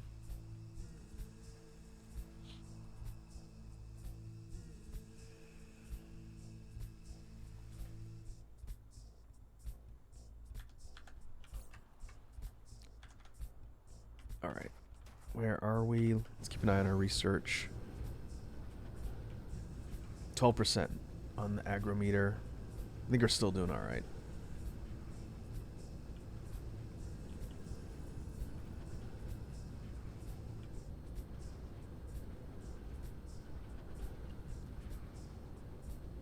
Love King says, if you want more Lord of the Rings story without reading the books, play Battle for Middle Earth 2. I've heard that's a pretty good one. I've heard good things from those that I know that played the game. I wonder if they're done milking that property media-wise. They did the multi-part Hobbit series. They did the Ring of Power or whatever, the TV series.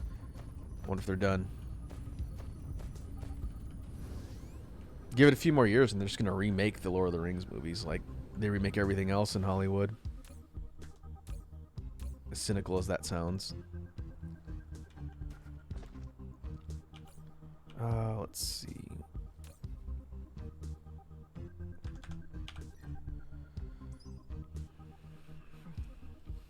I want to go for damage.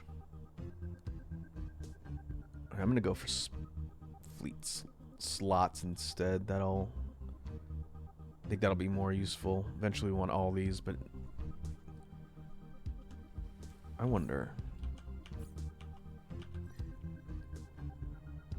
Do I have enough to buy out any of these? Nah, I need more. Our metadata up here can let us buy upgrades, but most of these require more than we've got. We've only got 400. Most of these are 800 to 1,000. Yeah. Oh, we can grab this.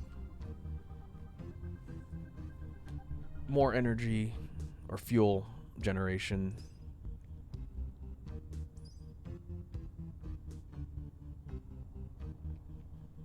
And we're going to need to start working our way up to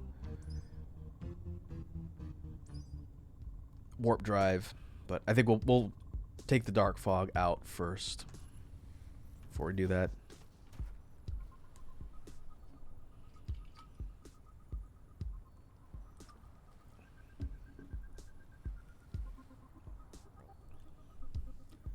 Lava King said, no one would try to do a Lord of the Rings remake. I can guarantee nobody would bother, as it's considered sacred. I don't know, man. Money. When it comes to Hollywood and movie production, it all comes down to money. You didn't think they were going to ever make more Ghostbusters movies, and there's a new Ghostbusters movie coming out, right? I saw ads for that when I was in Japan. Unless it was for a version that already came out here. I stopped paying attention. I just know it had a lot of the original cast. It wasn't the remake or reboot. I'm getting tired of remakes, man. It's tough to keep track of them, all of them.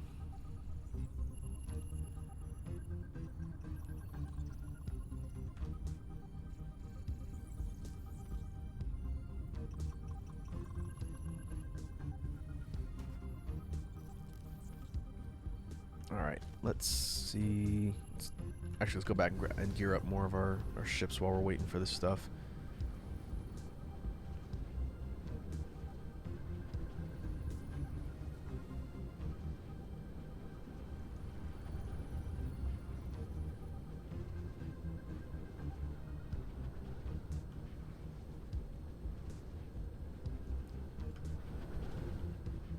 Should be a decent stack of the Corvettes now. Yeah.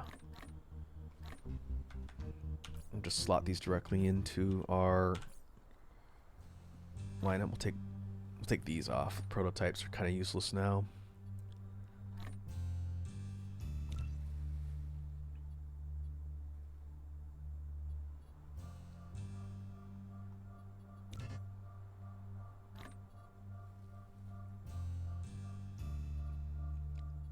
So this tells us we've got 4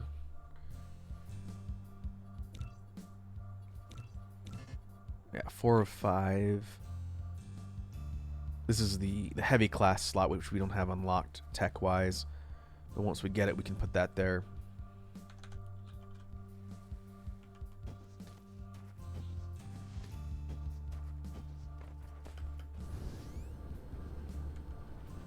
Lava King says, I don't know where, but I recall there's a list in Hollywood that forbids movies on a list to be remade. And Back to the Future was on it. I would have to see that to believe it. I don't think Hollywood finds anything sacred, personally.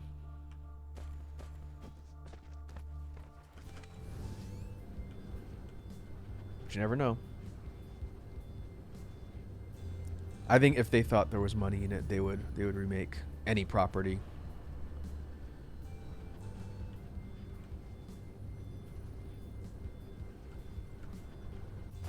Exactly like Red Dragon says, just money.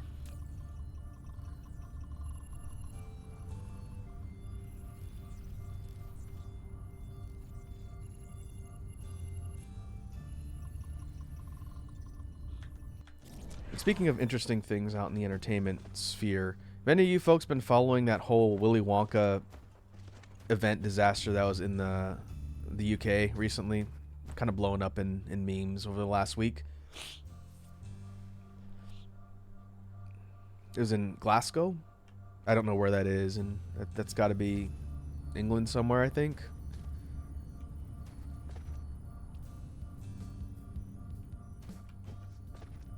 In fact, Red Dragon might have seen it on the national news, since it was pretty big locally before it blew up on the internet.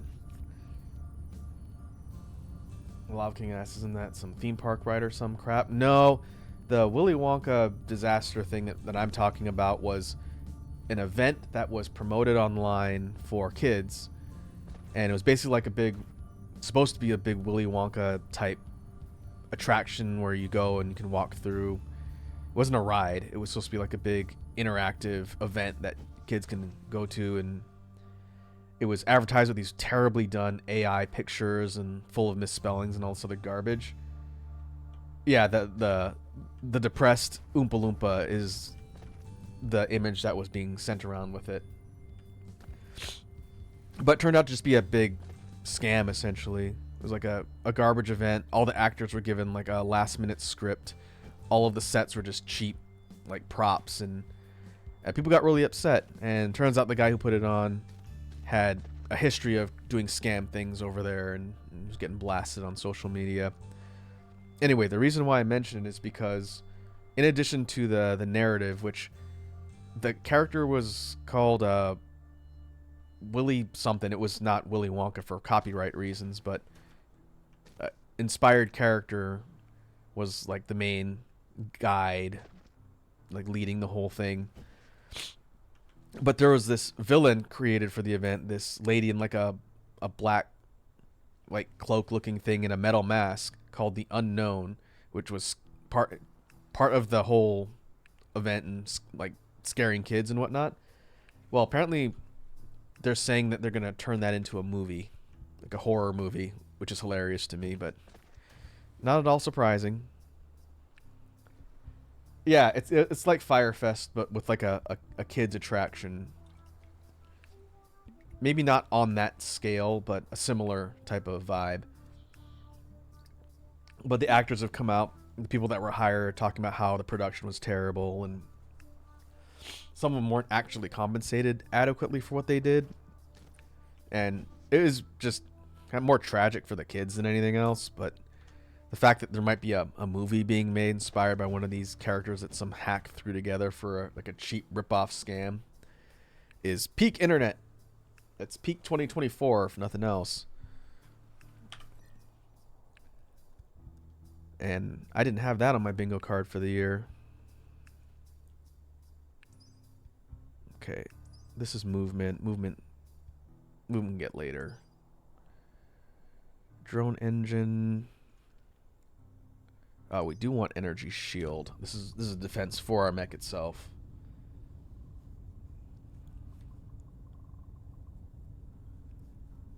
Lava King says, in more surprising news, Disney Plus is getting a whole new anime franchise added, and you wouldn't believe what it is. That wasn't on my radar either. Macross, huh? Interesting. Is it like relocalization of the old stuff, or is it a new Macross series that's coming out?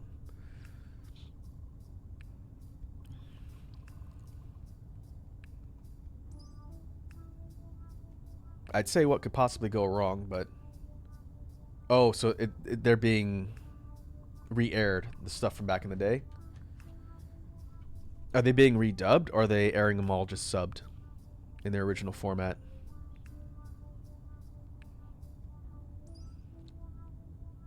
Oh, research speed. We should grab that at some point too. Just subbed? Oh, okay. Well, I guess that'd be a good opportunity for people who only ever saw the butchered version from the 80s, Robotech. You can actually see the original Macross saga as it was meant to be aired.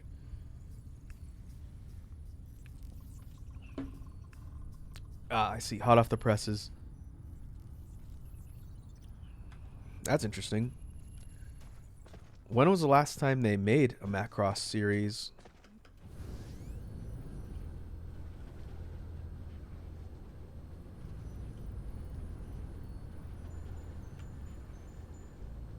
Oh, Delta was 2016, huh?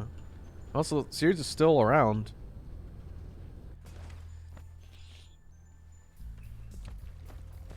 It's one of the older ones from Mecha. That's cool. Hopefully Disney doesn't screw it up.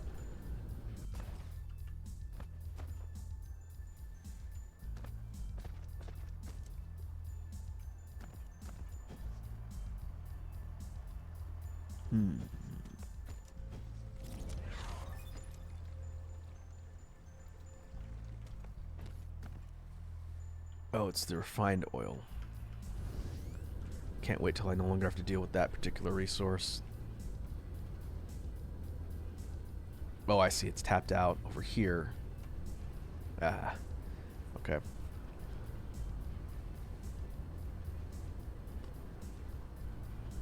On the topic of, I guess, Macross Delta, Logging says I hate it in 7. Wasn't good, huh?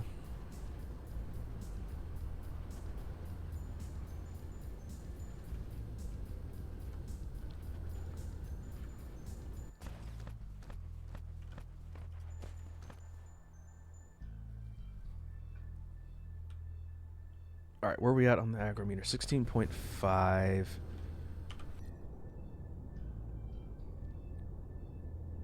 Let me see what else I can grab. Can I do shield? Nope, that requires green.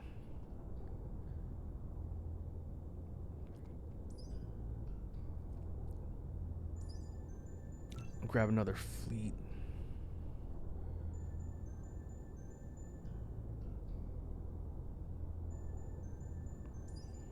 I'm gonna do damage. Let's do a test. We can save. That way if things go completely south, we can just reload.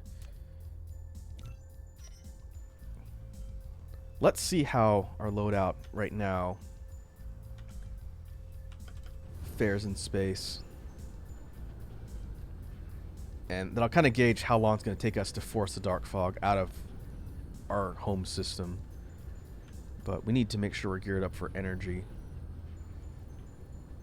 Run out of energy in space, we're basically stranded. We don't want that. So let's go grab graphite. Eventually we'll need to secure a fuel source that's going to be a bit better yield than graphite, but for now it's fine. Several stockpiles here. Let's do this.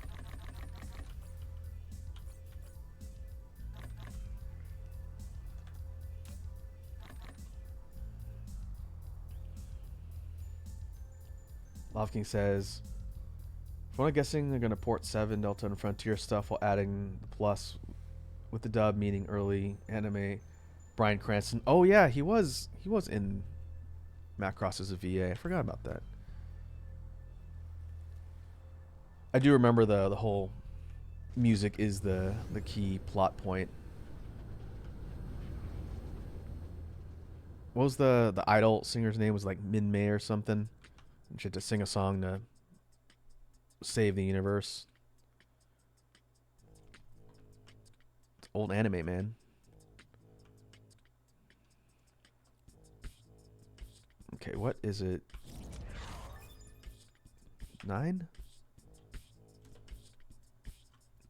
Oh no, it's Z, then 9.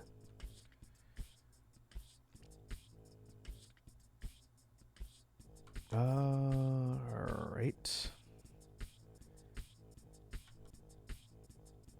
Where is the rest of our...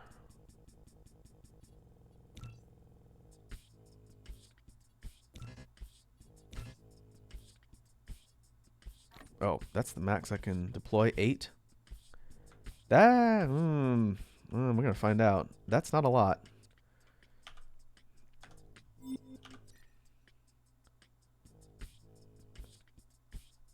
We might need to grab this first.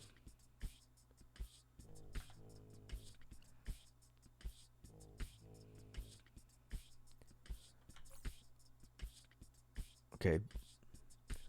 This is going to be a test. We'll see. I think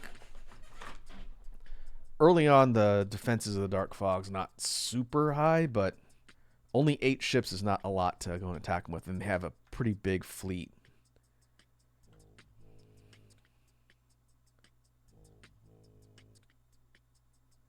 Lava King says, in the original Macross, music was not the key to victory. It was music as a symbol of culture.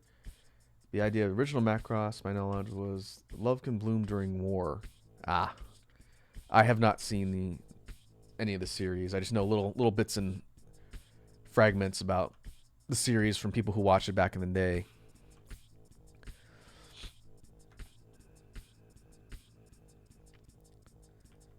Okay. We might need to kind of do passes here. Because basically the way the Dark Fog bases or hives are set up, they've got all these squadrons just chilling in space, and the actual structures at the center of the hive have turrets.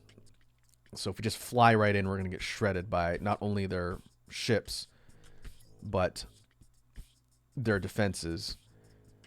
So ideally, we'd want to whittle down their defenses or their attacking ships section by section, and then when they don't have as many of those, we go in and start taking out their defenses. But we only have eight fighters at a time, which is not a ton. But we'll give it a try. We can attack with our mech too. We can launch missiles. I just need to figure out what our maximum range is so I don't get close enough that their defenses will start shooting. We're going to target this flank of the squadron right here.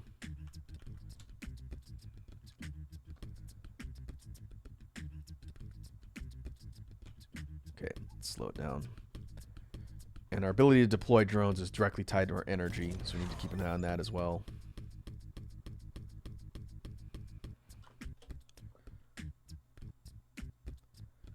But I know when we can get within a certain minimum range, we can have our drones fly out before we're close enough that we can get targeted. I just don't think I'm quite close enough yet.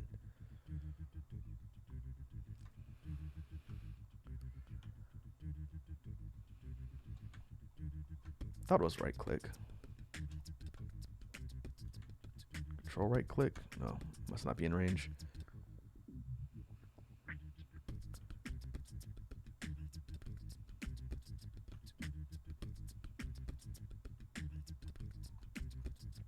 When we get in range, you'll basically see the Corvette drones shoot out and start engaging, and then everything's going to get lit up. But I don't want to go straight in. In fact, we want to make more of kind of a pass. So if we go straight in, everything's going to immediately aggro to our position. We do not want that.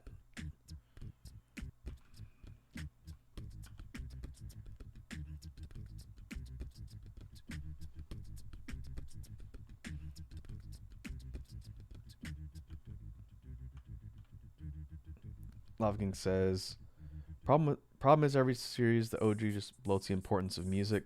When the key factors are love triangle, mechs, and music. Macross Plus has a perfect balance. 7 is an annoying. Hippie shoves his views and ideals on everyone to fight space vampires. Okay, that's a sentence. Frontier is in a way a spiritual successor to the original and a sequel to the prequel Macross 0. I'm glad you know the lore. It sounds like there's a lot. If you wanted to get into Macross, kind of like getting into Gundam. If you wanted to consume all the lore from the beginning, there's a lot.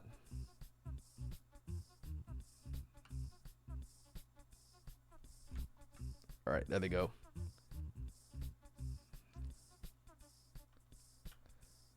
And we are not going to get close enough to engage.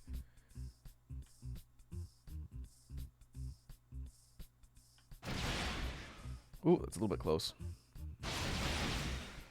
Our mech will automatically deploy missiles, things that are immediately close, but we want to not be directly in line. What you can see is our ships are out there dogfighting with the dark fog. And they're not doing bad. I wish you could see their life bars. We could see on the right, in the upper right, it's our fleet stats. The dark fog have the green health bars. Okay. So our team did all right. I think we lost one. But we're not done yet. We whittled away a little bit at the flank. We're going to have to make another pass. Maybe go a little bit further down and take out these over here. If we take out these, and then these ones over here, this big kind of grid, and then these up here, then we might be able to get close enough, start whittling away at the defenses.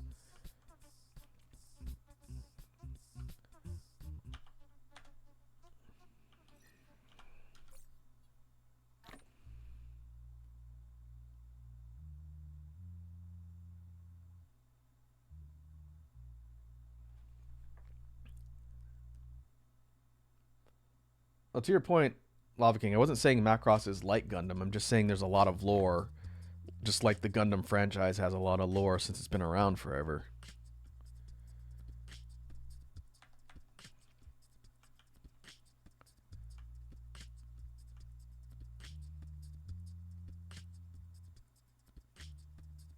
Alright, let's try another pass again.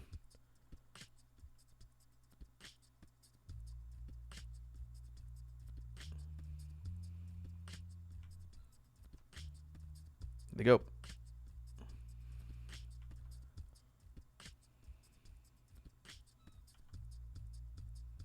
Oh, they pulled the rest of the fleet. Good luck.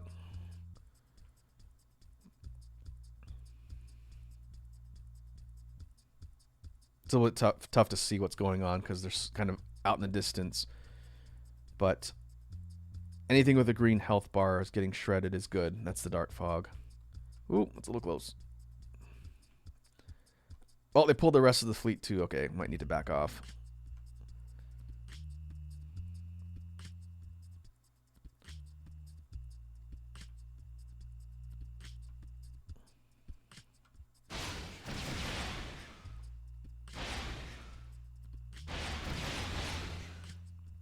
I think the Corvettes are a little more maneuverable than some of those larger ships, so they can kind of fly around and then shred them. But they are going down.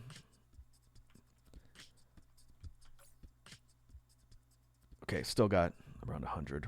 Okay. Basically, when one goes down, we deploy another one from here, and then they fly into the fray and they start attacking. Just need to be careful, because if we draw all that aggro, I'm pretty sure we're dead.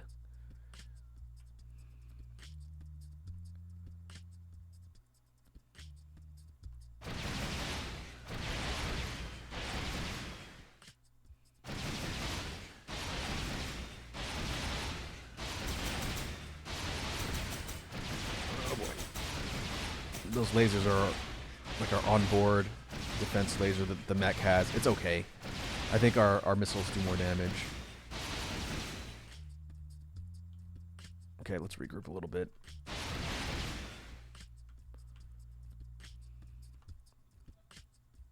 Corvettes did pretty good. They took out that almost that entire chunk of the fleet.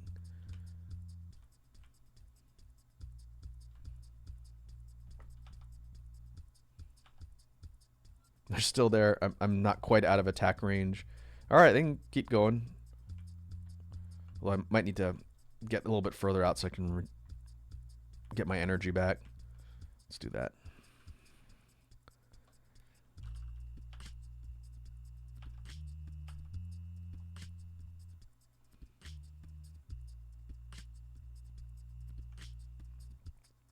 Nope, they're still in range. We are pretty far away, but they're. I think it's because it's aggroed. They're just automatically going out there. Now they're done. Nope, nope, there it is.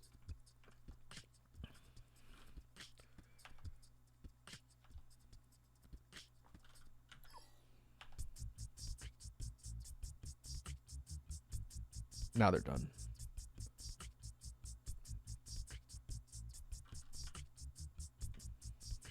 Yeah, there it goes.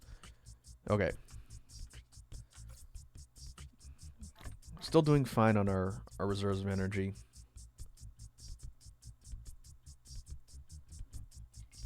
Lava King says Gundam is deep but not unapproachable. A good analogy would be Gundam is Lord of the Rings, Macross is Narnia. I've never heard it described that way. That makes sense. Narrative style's different. One has a long history, the other's more segmented. That's a really good way to describe that, Lava King. I like that. For a noob to the series like me, hearing that type of explanation does make sense.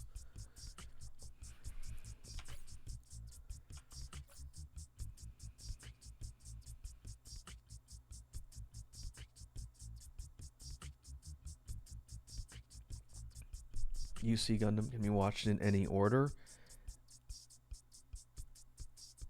I guess I would assume the narrative for the Macross series is more connected versus some of the Gundam stuff, which kind of stands on its own depending on which series you're looking at.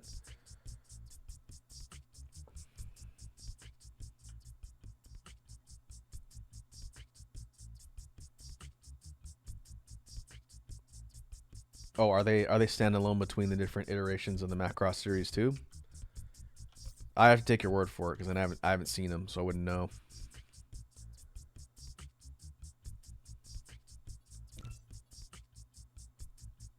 Oh, did I run out of Corvettes? I did. I thought I had more. Oh, okay, we're out. Okay, time to head back home. Got to restock. Okay, we dented them. We definitely dented them.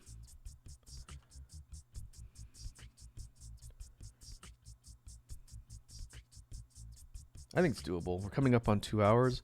I want to try and take out the Dark Fog in today's session. Let's go back, restock. Maybe try and grab the next fleet upgrade. And see, it'd be a pretty big accomplishment to take the Hive out.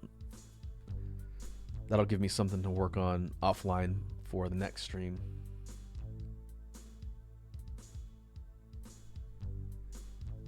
Macross entries are chronologically decades apart. No, you're doing a pretty good job of explaining it, Lava King. I just have to take your word for it because I haven't seen it. It's kind of like if Snake was here trying to explain Kamen Rider, I would definitely trust his breakdown of the series because he knows it.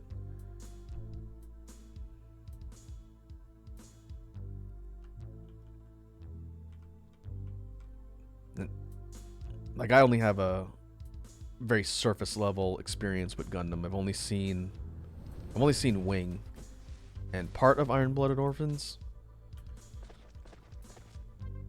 So it's not like I have a lot of exposure and experience with the series.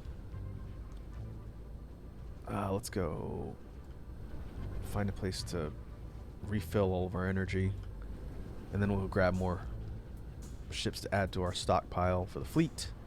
And we're going to go right back into space and hit them again. Where did I put the refill points?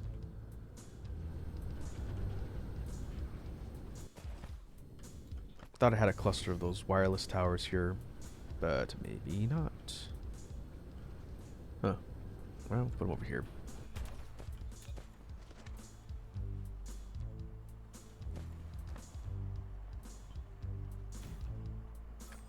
You've built a wireless power tower. Oh.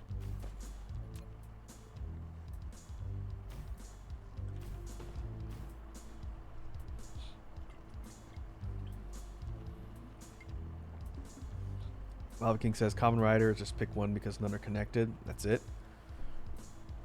That makes sense. I just mean as far as knowledge of the series goes.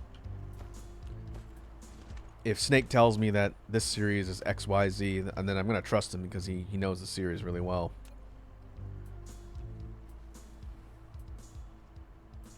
And there's nothing wrong with that. I don't think there's any properties I think off the top of my head that I feel like I know that well when it comes to like watched series. There are franchises that I know really well that I could speak with a lot of authority on, but they're not watched series really. It's more on the gaming side, I think. Like if you wanted me to talk about Monster Hunter and the history of the Monster Hunter series, I know a lot about that, and I could tell you quite a bit about that. Not to anybody's surprise, we do play a lot of Monster Hunter here on the channel.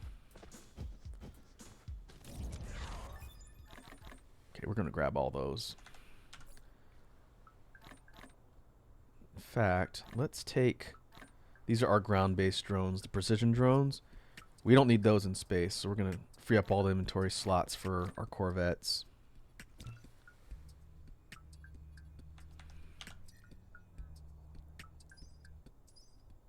Okay, we're maxed out on fleet slots. So, to that end, we will grab Attack speed.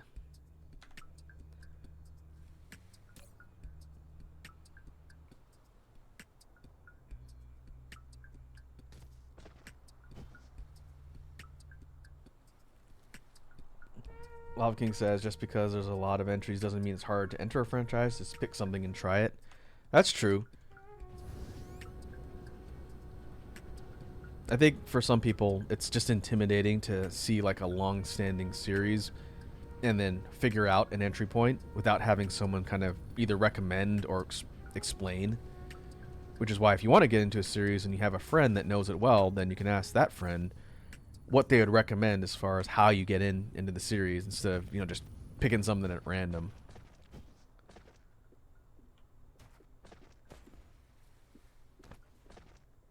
And Lava King says, like with Mecha, I want to do the opposite of Gatekeeper, where I want to make as many fans as possible. That's a really good way to look at it.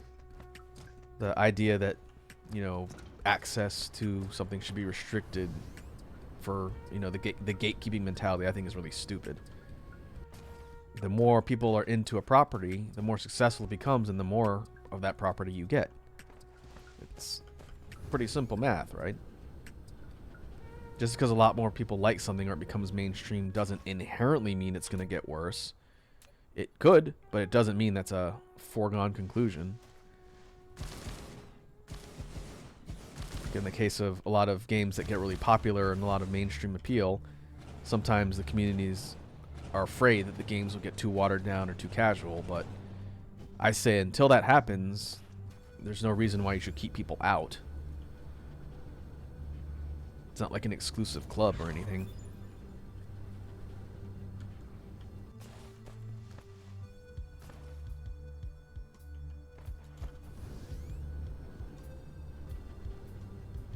Lava King says, I'm just tired of people acting like Ava is all they need. Ava is kind of a weird entry into the quote-unquote mecha genre because it's pretty unique in what it does. So much that I would say it's not really typical of what you'd see in a lot of mecha franchises. That wouldn't be my initial example. If someone said, what's the most iconic mecha franchise? I wouldn't say Ava. It's iconic for a lot of reasons, but I wouldn't say that for mecha anime. Its narrative style and kind of focus is way more cerebral than you'd normally expect.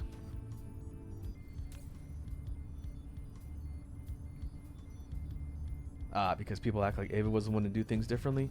Yeah, I guess that's sort of true, but at the same time, it just depends. Like, if someone wanted me to recommend a good mecha series that's not going to be too intimidating to get into as far as like a big franchise with a lot of iterations or whatnot, I would say Gurren Lagann, one of my favorites. It stands on its own.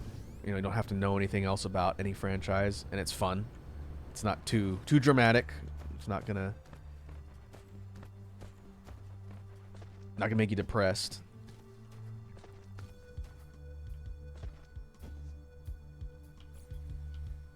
All right, let's see what else can we get. We'll come back for that one. Let's go ahead and save our progress, and we're gonna turn around and head right back into space. We're gonna hit the dark fog again before they can rebuild, because they will rebuild.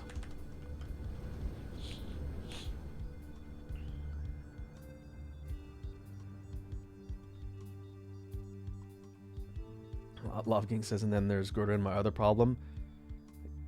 Yeah, what's your problem with Gurren Lagann? I am open to a different opinion. I'm not saying you gotta agree with me. It is one of my favorite series, though. Top 5. Top 3. Top 5. Top 3, maybe, for series in general. Doesn't really follow a typical mecha model, though.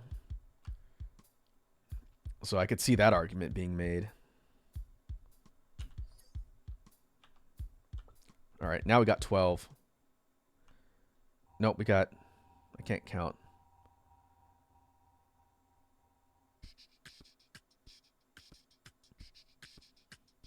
Two sets of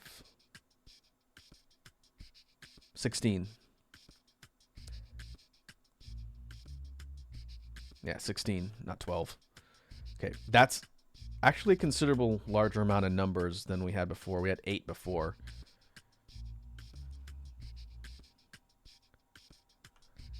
So this should weather the waves a little bit better. We'll see. Still don't want to fly directly at them. The defensive structures around the hive would still toast us pretty well.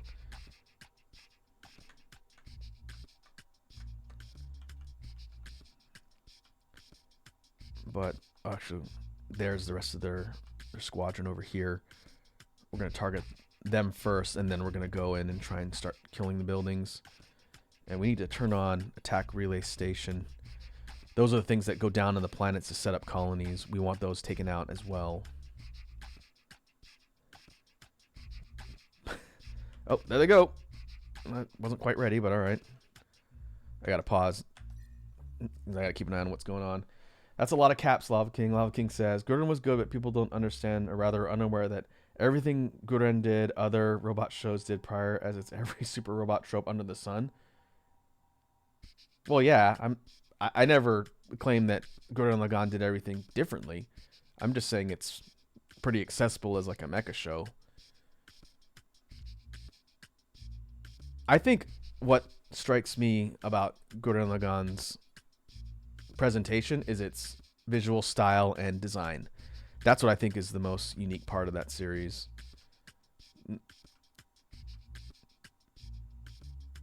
Did it reinvent the wheel? No, definitely not. But because it's,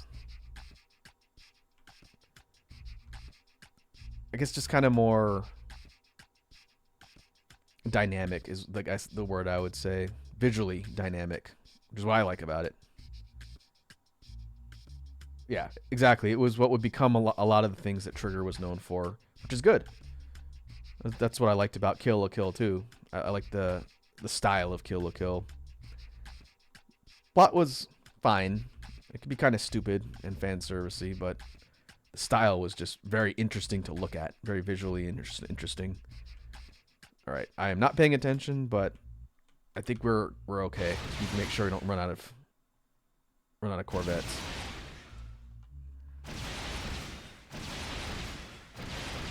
We are running out of energy, though, so we should probably disengage before we're dead in the water. 34. Okay. Let's see if this can disengage us.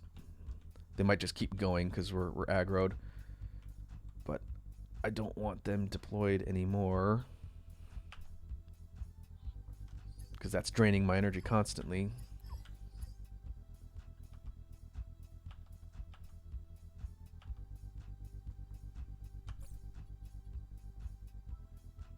I wonder if that just gets rid of him. Oh, I should just click that button. All right. Okay. We're okay. Let us see if we can rebuild our supply. We're down to 8. Okay. Never mind. I think we're going to have to take one more pass in order to take out all the turrets. We got rid of most of their forces, but ran out of ships again. Okay. All right, let me get back to the planet and I can pay attention to the chat.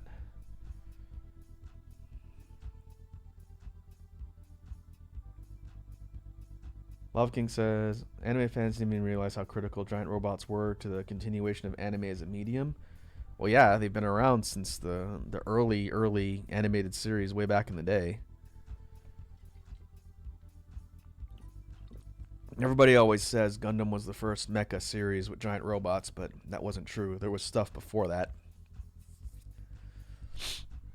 Nothing I've seen, but I know there's several pretty high-profile series that preceded Gundam by a little bit. And so there's a lot. There's a lot from back in the day. But all it takes is for a couple properties to really catch on, and it can preserve the medium rather.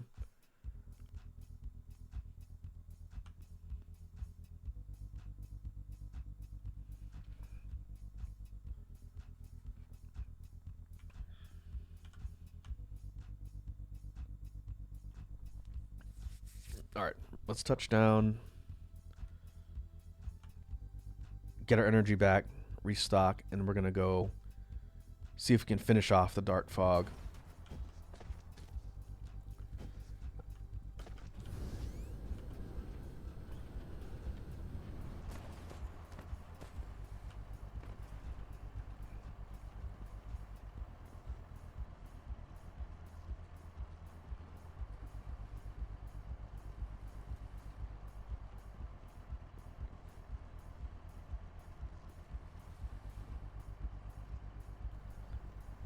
It is interesting though. Speaking about the progression of anime, I kind of wonder what the next big thing is gonna be. I don't really follow a lot closely enough, so I don't even know what's out there and popular at the moment. But eventually, there's going to be like a landscape shift to the next big thing in anime, and I'm curious to see what that's going to be.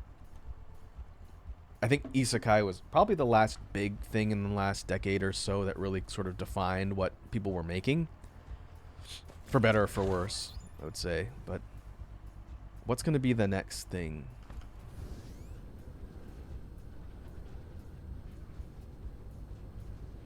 Love King says, because tokusatsu and kaiju movies were drawing kids and people in the point that if it weren't for Mazinger Z bringing them back, anime would have died then and there. Yeah, Mazinger Z was the one I was thinking of. That's a really old series. 70s era robot shows, those got dark, and I mean dark. I believe it. It was kind of more of just an unexplored landscape narrative-wise. That's kind of ties into something I remember talking to someone about not too long ago about when anime really blew up in the 80s and it started being produced a lot, not necessarily being localized outside Japan a lot yet, but it started being produced a lot and everything was super violent, like insanely gratuitously violent, because that's what was kind of the style in the 80s for a lot of action type stuff. And I remember early on when people would think about these quote-unquote Japanese animation shows that were coming over, what they were known for before it was like Magical Girls, before it was even mecha as we know it today. A lot of times if you ask someone, oh yeah, what do you think of the Japanese animation stuff? And they're like, oh, those really excessively violent and or like sexually charged shows that are animated. And it was kind of interesting that it was what they were known for a bit. And then things sort of evened out over time. And the mainstream appeal sort of changed and things started being brought overseas more and there was a lot more of a mix. But there was a time, if you go back to some like the movies and short OVA shows and one-off things in the 80s, a lot of that stuff was pretty intense.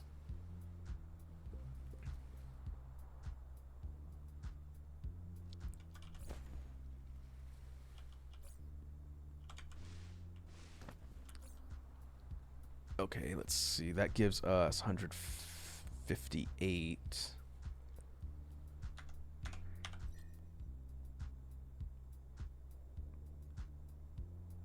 And we have all the upgrades we can get for our drones, aside from ground, which we don't need to worry too much about ground at the moment. Okay. Let's stock up on fuel, and we're going to go out and try and finish the Dark Fog off before we wrap up the stream for today.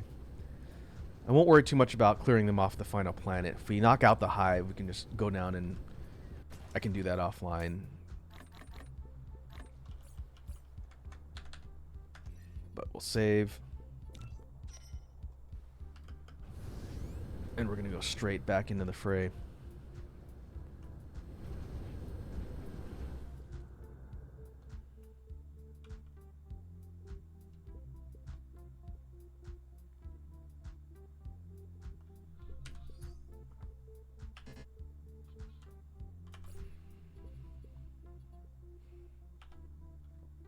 Okay, that's good to know. I can just disable the fleet and it should just recall them all at once.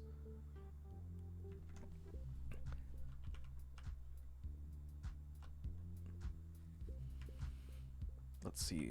Oh, there's more of their attacking ships. Did they just create those? Okay, I'm going to take those out first. Loving says, one episode of 70s Great Mazinger has the female protagonist Jun Hono washing her skin to the point of bleeding because she hates her dark skin and feels ostracized because of it. Yep, that is definitely subject matter that is not, for the faint of heart. Okay, we're just gonna go straight for the middle of the base, huh? Okay.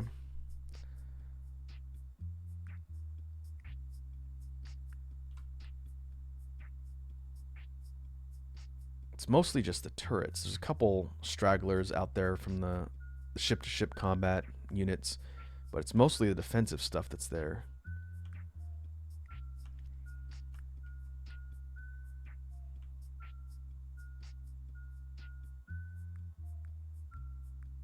And I think the Corvettes target whatever shoots them first. I don't think they have a prioritization. They do, I don't know how it works.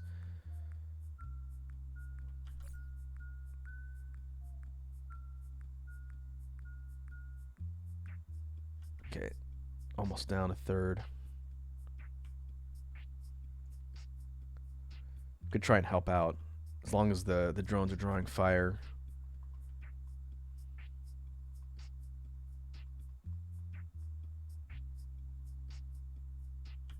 As soon as I get close.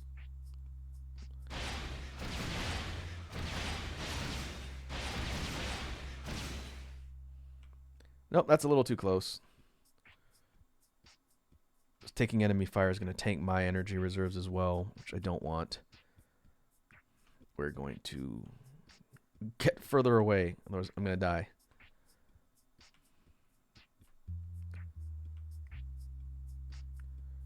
Okay. Disengage.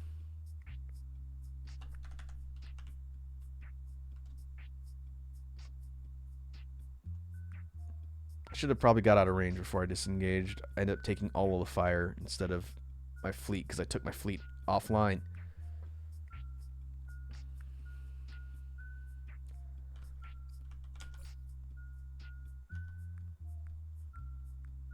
Okay, I'm going to go back. Couldn't quite do it on that pass. Ran out of energy. Logging says, people who claim Ava makes you sad or hits hard makes me laugh because you haven't seen anything yet. I think it depends. I feel like Ava's not the most existential and messed up you could go, not by any means. But for something that has a lot of like mass mainstream appeal compared to like Dragon Ball or some other series that a lot of people would have seen, talking about the 90s specifically, it definitely was one of the ones that tackled a lot of like complex subject matter back in the day. But that doesn't mean it was the furthest end of the spectrum, right? Like, if you think about things that make you sad and you think Ava's as bad as it gets, then you need to go watch Grave of the Fireflies. That is not a series or a movie rather, I would recommend unless you really want to not have your day go well.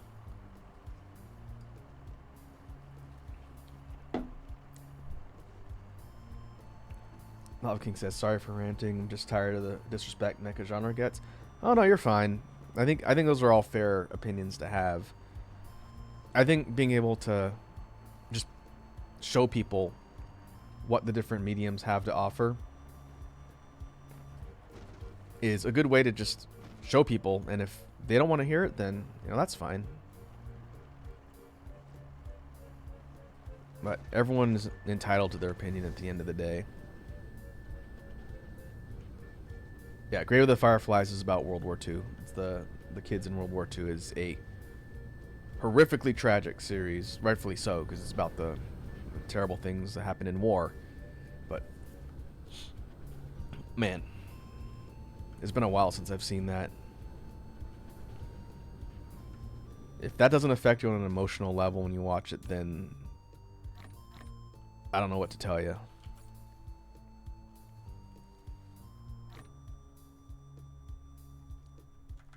Oh, should have waited until I was fully recharged.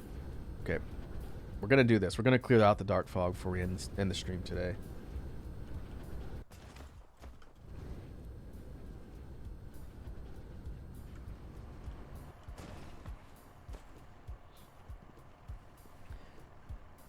Note the threat counter went down. I think when we did our first couple passes, it was at like 12%. But because we went and took out a good chunk, it dropped. But the hive level, that might have gone up. I don't remember what that number said before. But as the AI level goes up and the strength of the hive goes up, and they rebuild, they basically come back stronger and more dangerous. We're on normal AI settings. If we had it cranked up, they would be in our business constantly, and this entire playthrough would have gone very, very differently.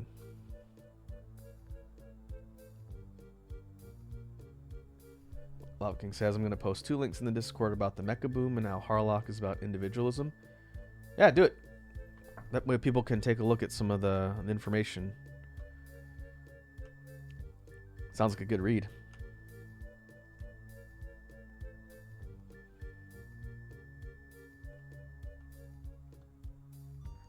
All right. Let's re-enable the fleet. Set them up to deploy.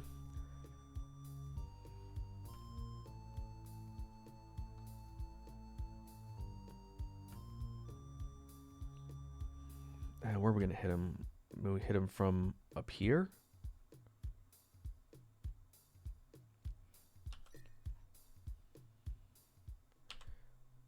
I can't tell if those are parts of the solar sails or if that's part of the fleet.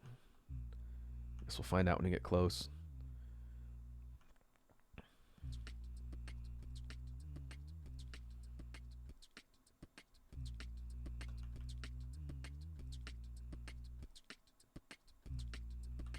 Oh no, there's part of their fleet. Okay, what I wanted to do before, until I passed a little bit too close, I want to take out their ships first and then the turrets. While we're here though, you can see close-ups of the solar sails being deployed for the Dyson swarm. They look like little octagonal or hexagonal panels. And you can see them just floating in space. It's kind of cool. Okay. We want to target, if we can, the squadron they're rebuilding down here first, and then go all in to try and take out the turret defenses.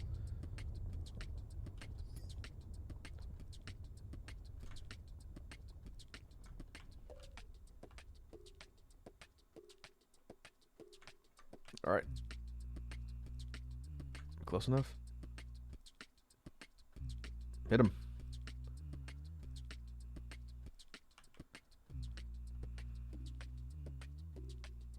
I think I moved out of range by accident.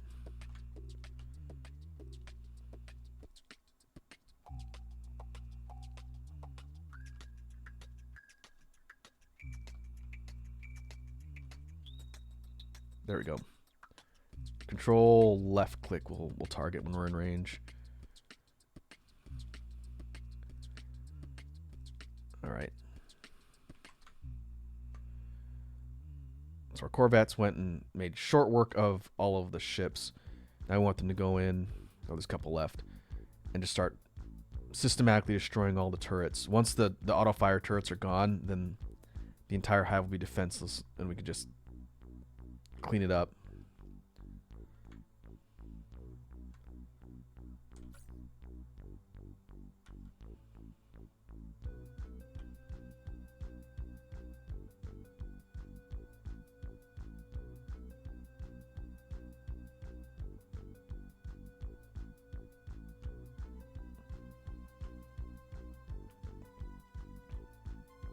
Might come down to just energy reserves more than anything else.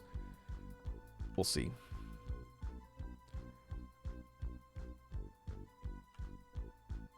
A couple ships left. We're actually kind of far away. It's hard to see. The yellow bullets are ours. The green bullets are the enemy. Okay, I think that's all of the hostile ships. We can get a little bit closer as they work on the turrets. Once they're no longer firing back, then we basically have this entire hive taken out. It won't be completely dead until we kill the core, the red part in the middle.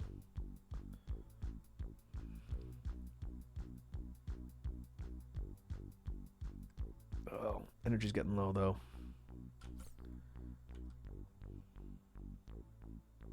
I might have to peel off and just get out of range, wait for my energy to recharge, and then go back in. I don't think we have to go all the way back. Yeah, let's do that. Disable fleet. Exit combat. Just...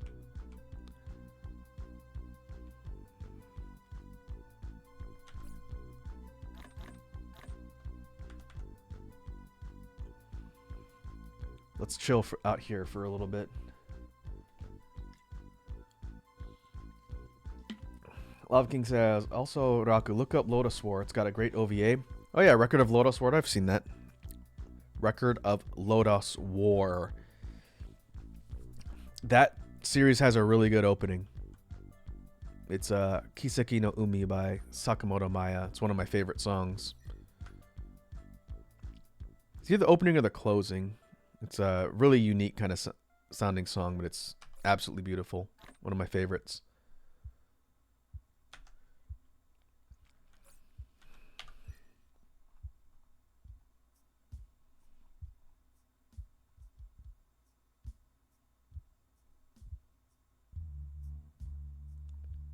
Okay, I was just checking to see if we have any other energy upgrades.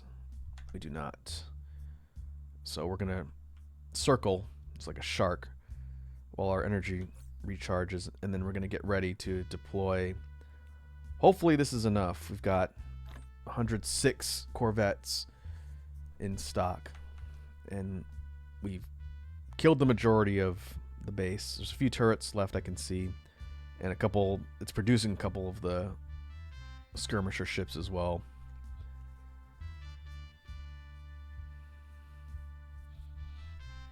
Love King says, the English opening is a godsend. I watched it fan sub back in the day, so I've never heard the English opening. I just remember Kiseki no Umi from Record of Lotus War as a really, really good song. In fact, I heard the song before I knew it was part of an anime series, because I knew the singer. I think she did a couple of the themes for Escaflowne too. She might have even voiced the main character in Escaflowne. Check that while we're cruising around in space, waiting for energy to regen. Sakamoto Maya Escaflowne.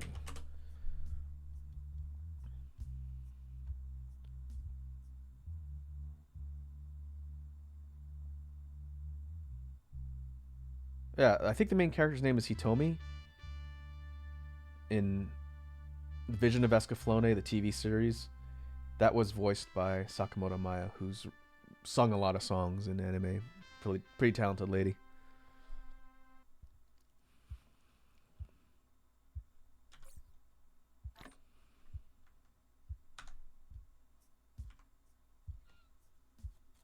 That's another one I know we talked about before. I know Red Dragon has seen Escaflowne. Lava King, have you seen that one? I want to say it was like 26 episodes in the TV series. And it was also a movie, which your mileage may vary on the movie, but the regular Escaflowne series was really good. Interesting take on the mecha genre, like fantasy mecha. Oh, okay, you're gonna watch it after the Lotus War OVA. I'd be curious to hear your opinions on that. Again, it's like fantasy mecha versus like a far future robot type mecha, but the ones in Escaflowne, the designs and the mecha are really cool. They're very organic, like more like suits of armor than, you know, regular robots.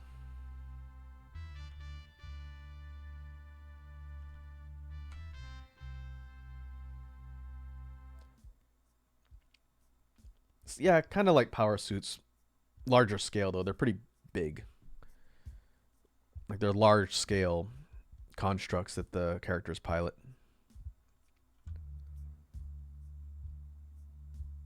Okay, I know this isn't the most sexy thing at the moment, but I'm waiting for a recharge on energy and not get close enough to get nailed by the auto turrets. We don't want that.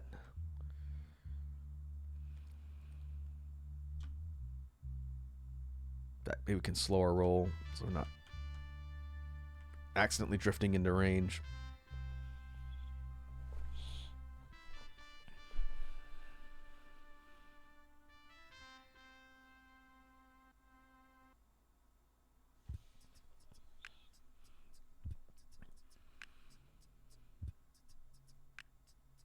We'll go a little over 3/4 full.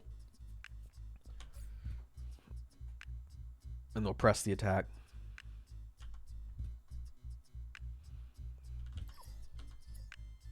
In fact, we can turn fleet on, but they shouldn't deploy unless I tell them to. Yeah, they'll just chill here. We don't want them to go in quite yet. I think the space combat in Dyson Sphere Program is interesting. It's definitely still being developed, and as we get further in the tech tree, our energy reserves and our ability to deploy more ships at once, especially with the big heavy destroyers, does make it a little bit more varied. But I'm curious to see what else they do with space combat, including what the enemy is capable of.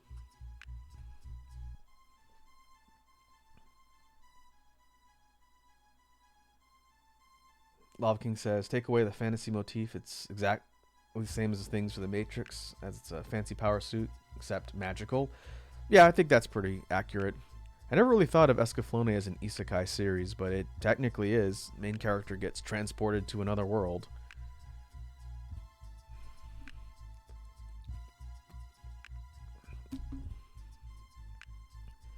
Kind of depends on your definition of isekai, but yeah, as far as character gets taken to another world, by that definition, Inuyasha is an isekai. And you don't hear that opinion being thrown around very much.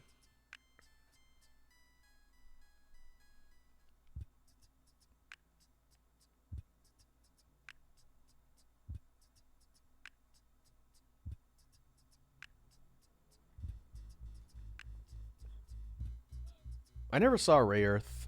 I remember that one from the 90s, but I've never seen it.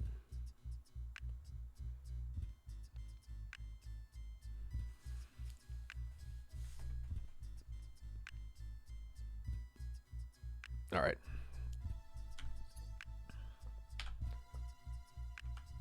Let's see if this is enough to take out Dark Fog. I see a couple skirmishers and a handful of turrets.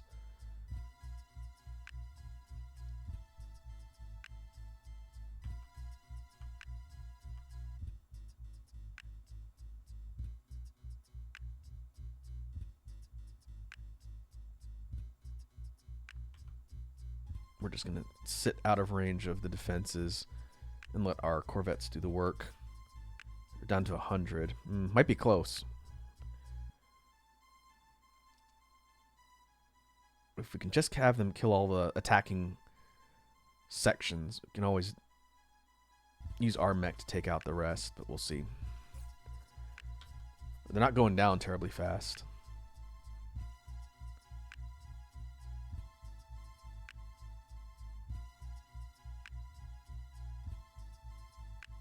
Okay, that was it for the skirmishers. I think the turrets are down too. No, there's a couple left.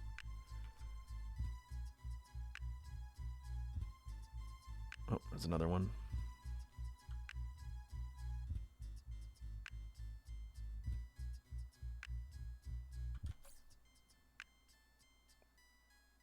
About 80 left. 80 of ours.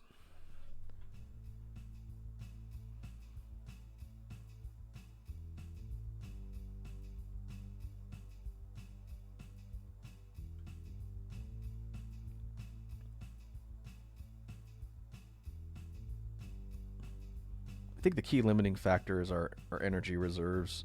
If we had more, we could basically sit out here as long as we had the ships to deploy.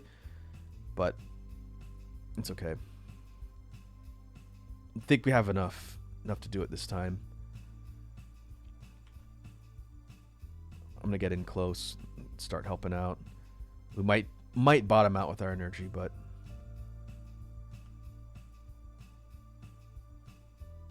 all of the dangerous parts are more or less dead now.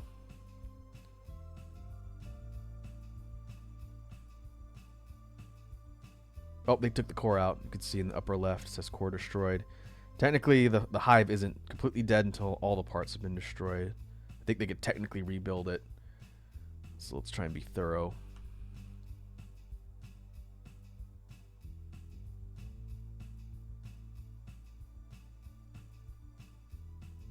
The infrastructure is durable, though. Can't do anything, but it's not going down immediately.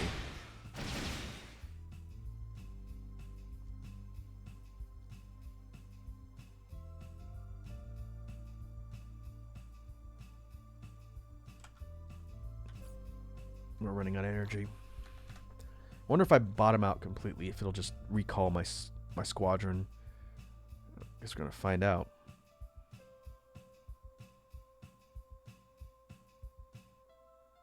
Because they're technically still out. Oh no, nope, they're just gone now. Okay.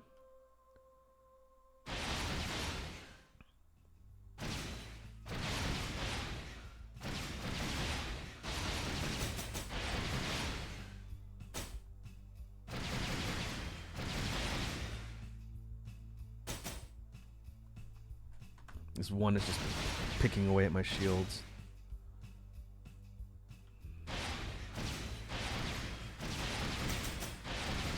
It's slightly more maneuverable than all of my missiles.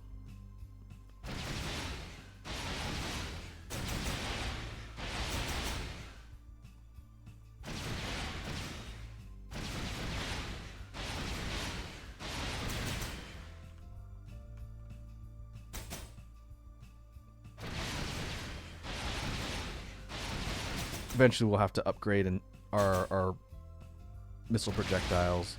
There's another tier of tech we can eventually unlock that's a stronger, more destructive, explosive type weapon.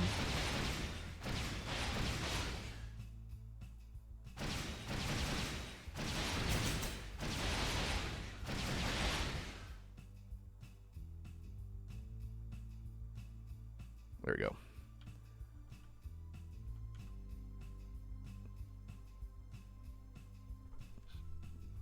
Alright. We need to wait for energy to refill a little bit. But we can finish the hive off. We've taken out the core, which is the main part. There's a couple I see one relay station just floating out there. Maybe another one over there. But essentially, we've taken out the majority of the dark fog. If we look at the planet they were occupying, which is Hot Zone. This is another issue I'll have to deal with offline. These are all colonies that they've put down in their mining resources on this planet. This will let them rebuild the hive in space if we do nothing. We delete all these out of the space area, kill the rest of the hive, and they'll basically be gone from the system for a bit. They can come back, so we'll have to kind of keep an eye out. But the dark fog presence will be gone once everything is destroyed. And then we'll have control over the system, which will be good for our progression. It means we don't have to worry about getting attacked for a bit. We can work on finishing our upgrades to eventually get warp tech. And from there, we're going to look at exploring other systems, which maybe I'll work on that offline. We'll see. I'd be okay taking a break from DSP for a bit to do that and then come back to streaming once we've got warp tech, since that opens up a lot. I think I've said it several times now, but the ability to jump to all of these star systems, potentially start building bases and checking out the resources, which we should be able to see now. Nope, too far. Closer ones, we can see the spread of resources that are there now. So things like stalagmite crystals, organic crystals, kimberlite, even fire ice. These are not in our current system. And so we can actually set up mining depots all over for these rare ones, which will allow us to build things more easily. And some of the highest level tech is locked behind some of those rare minerals. You got to get out there and find them. And as we'll see in the future, when we go and warp into a brand new system for the first time, it's going to be under control of the dark fog. So unlike this one where we started in the system and they started and we were both building up at once, when we port over to a new system, they're going to already be established there. So we're going to have to fight them out of their own territory. And that's interesting. Sometimes they have pretty robust setups. Other times they're in the system but only starting out. And so we'll definitely see that as we go. The plan is to set up bases all across the planetary sets of planetary systems.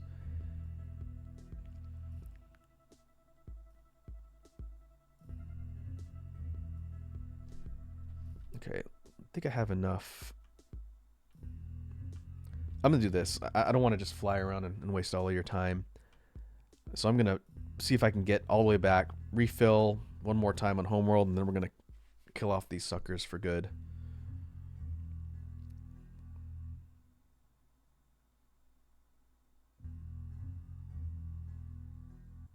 And we went way out too.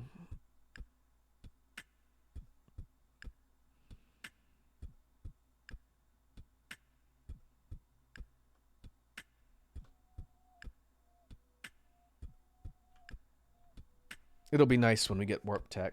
Basically, it means in addition to being able to leave the system and go elsewhere, just getting between planets will be just seconds instead of it taking me a couple minutes to fly physically. We'll just be able to like hyperspace jump in between spots.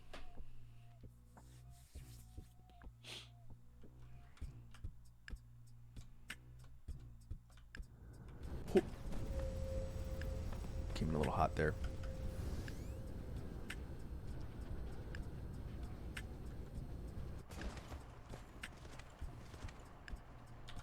Okay, let's see. In the meantime, or recharging,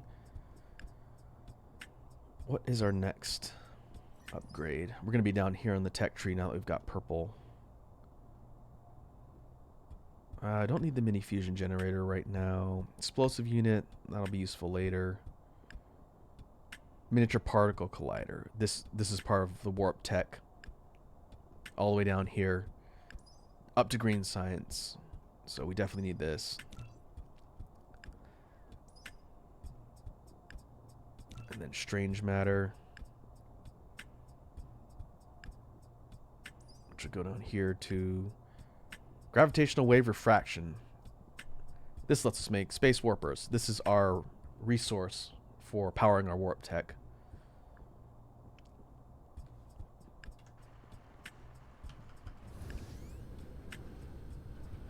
And so we're close. We're definitely close. Setting up the production for the warp stuff is tricky because it requires some high-level things, but we've got tons of space to work with on our home world, so that shouldn't be an issue.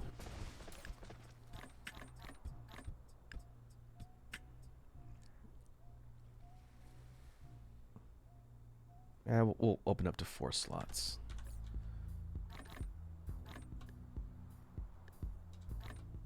Okay, let's grab some more graphite just in case we need to refuel. We'll save, and then I'm going to go up there and clean up the last bit of the hive, and then we will call it good. Thought it would have been a little bit faster, but it's okay. We'll be thorough. Ooh.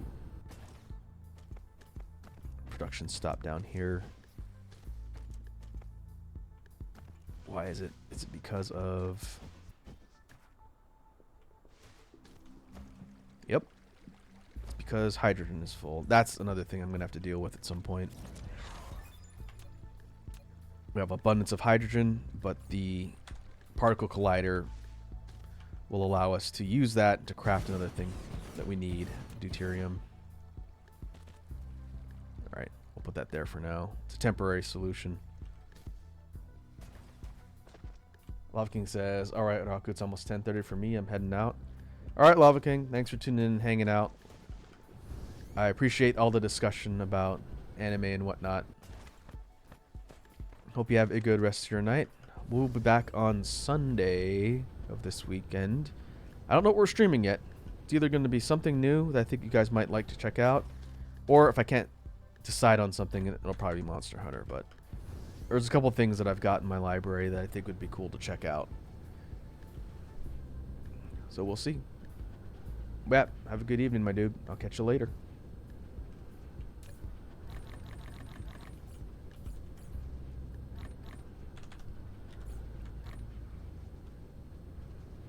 Alright, let's save this. Save this in the right slot.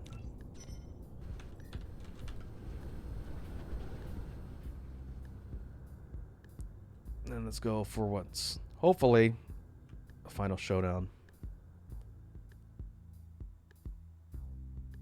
And this time I'm just going to run right up on him. Maybe not at breakneck speed. That'll tank my energy.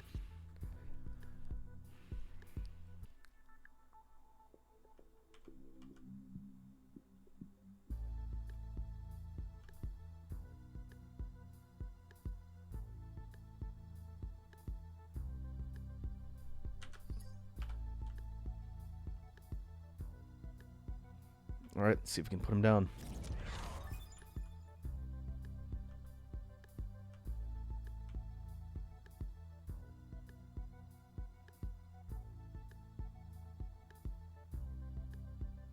Looks like it's mostly relay stations, little triangular things that go out and create colonies on world. In fact, if I can get through this without exhausting all my energy reserves, I might be able to go fly over to Hot Zone and just nuke them from space, which would save me something to do later.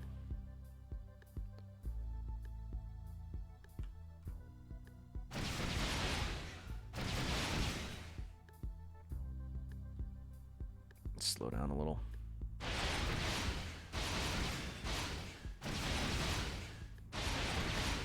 Yeah, I think all of the defensive turrets are gone.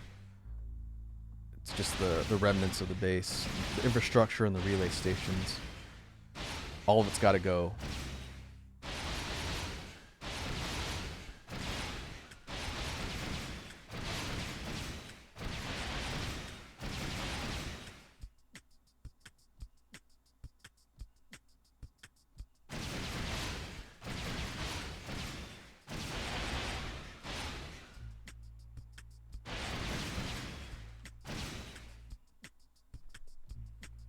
Hey, Capri Sun's back. Welcome back. You're just in time to see us eliminate the rest of the dark fog from space. I've only been working on it for the last 40 minutes.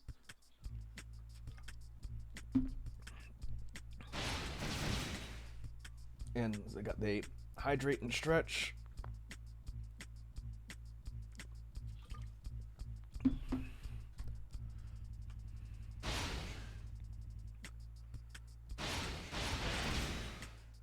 It was a bit more of a spectacle before we destroyed all of their fleet and a lot of their turrets. You'd be able to see our ships dogfighting with theirs, but they're all dead now. Where'd they go? Oh, they got recalled because I'm out of energy. Alright. I will do it myself.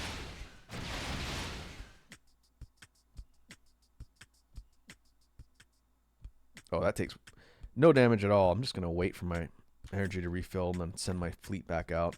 Otherwise, we'll be here forever.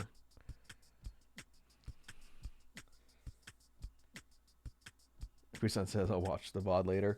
Yeah, you'll be able to see it over the course of the stream how I kept making all of these runs, attack runs on the base. And it was pretty big. They had a lot of firepower, and we just wore them down over time.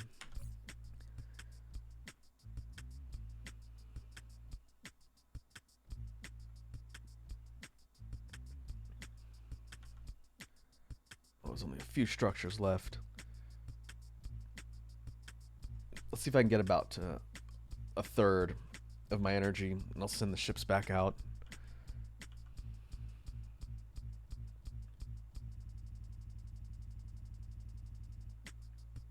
In the meantime, we'll pass a little bit closer.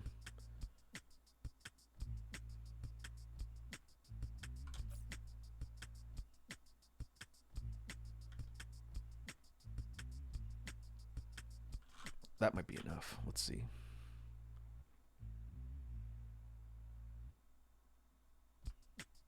Leave no survivors.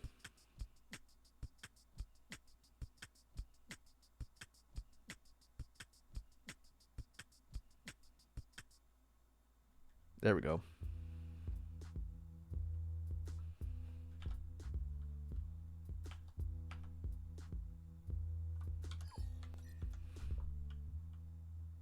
All right. A little anticlimactic, I know, but that we've completely wiped out the hive. If we go back to the map, star map, they're gone. They still exist over here on Hot Zone. I will deal with all of these individual colonies later. I was mentioning before, if we don't do anything about those, eventually it'll start rebuilding the hive. But in the meantime, let's go back home. We're not done with the game by any means, but our first goal of getting the hostile force out of our system will allow us to start working on our next levels of tech to eventually be able to warp out of here and explore the rest of the galaxy. So we're about the mid game, I'd say, right now. How long have we been doing this save for? 40 hours? If I can completely finish constructing the Dyson Sphere in less than 80, I'll consider that better than my best run so far.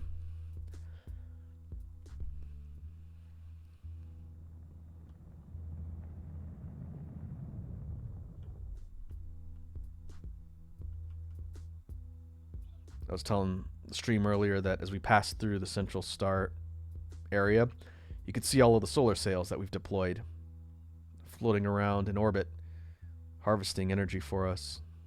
Pretty cool visual.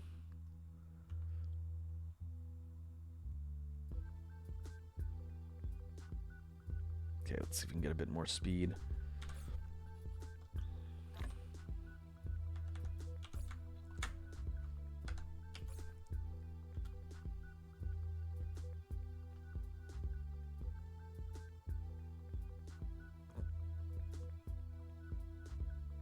Where's Hot Zone? Hot Zone.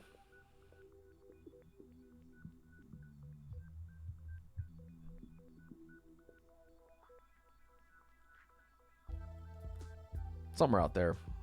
Well, we'll go down there. Probably offline, I'll clear them off of that planet so we can start building on it.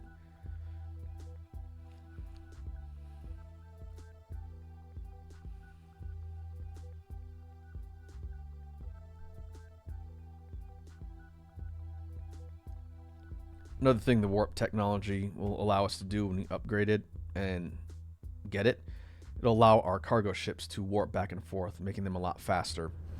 They bring stuff from one planet to another. They'll be able to do that basically by light jumping instead of having to fly back and forth. That's going to be very handy. Alright, let's go refill, then we'll take stock of what we accomplished, and then we'll wrap up for today.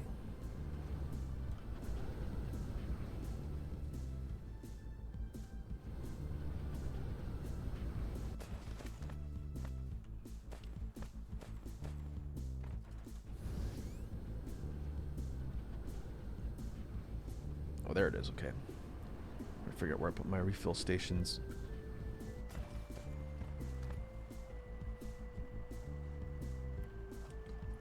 So if we take a look while our mech is idling there, we didn't do a ton base building wise. We added some production facilities which allowed us to get the next tier of research, the purple cubes. That is also pretty important for today. How's production over here? I think we run out of... Oh, we ran out of processors. Okay.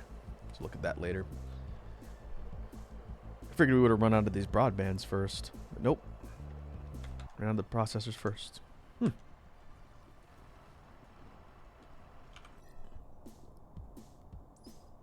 Alright. Next time we have to research our actual warper resource. And then that'll get us to green. And then we'll need to start getting green together. Quite a bit to do. There's a lot of the tech tree we haven't researched. And a whole mess of upgrades for our mech. We haven't even scraped the surface.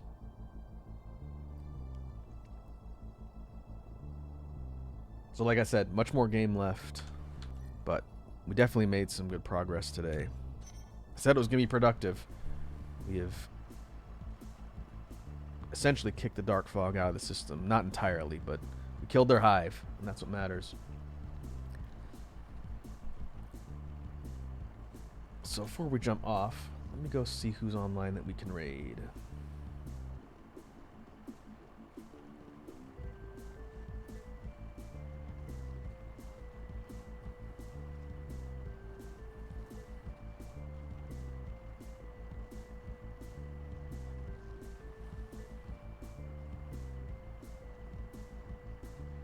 Oh, I see Gutter Snipe is online. They are playing Yu-Gi-Oh! We can go see how the Pixel VTuber's doing.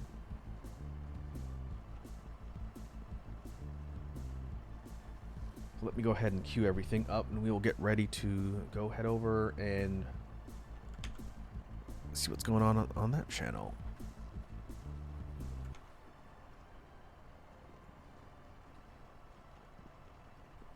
So pause BGM. And we'll go to outro.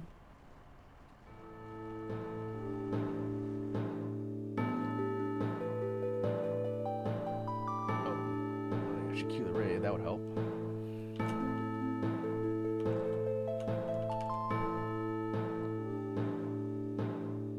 There it is. All right, I think we're good. Are you talking about the ending theme for my outro music, Capri Sun? Lufia. Lufia 2. You were close. You were close. It's a good game. No, with an F. Lufia, not Lucia. There you go. You got it. Alright, folks. Like I said, we'll be back on Sunday with something. I don't know what I'm streaming yet, but I'll figure it out by then. So in the meantime, I hope everybody has a good rest of your evening. Shoutouts to the Toxic crew for the raid. Once again, much appreciated. Now let's go see how the Yu-Gi-Oh! Is going on Gutter Snipe's channel. Catch you folks later.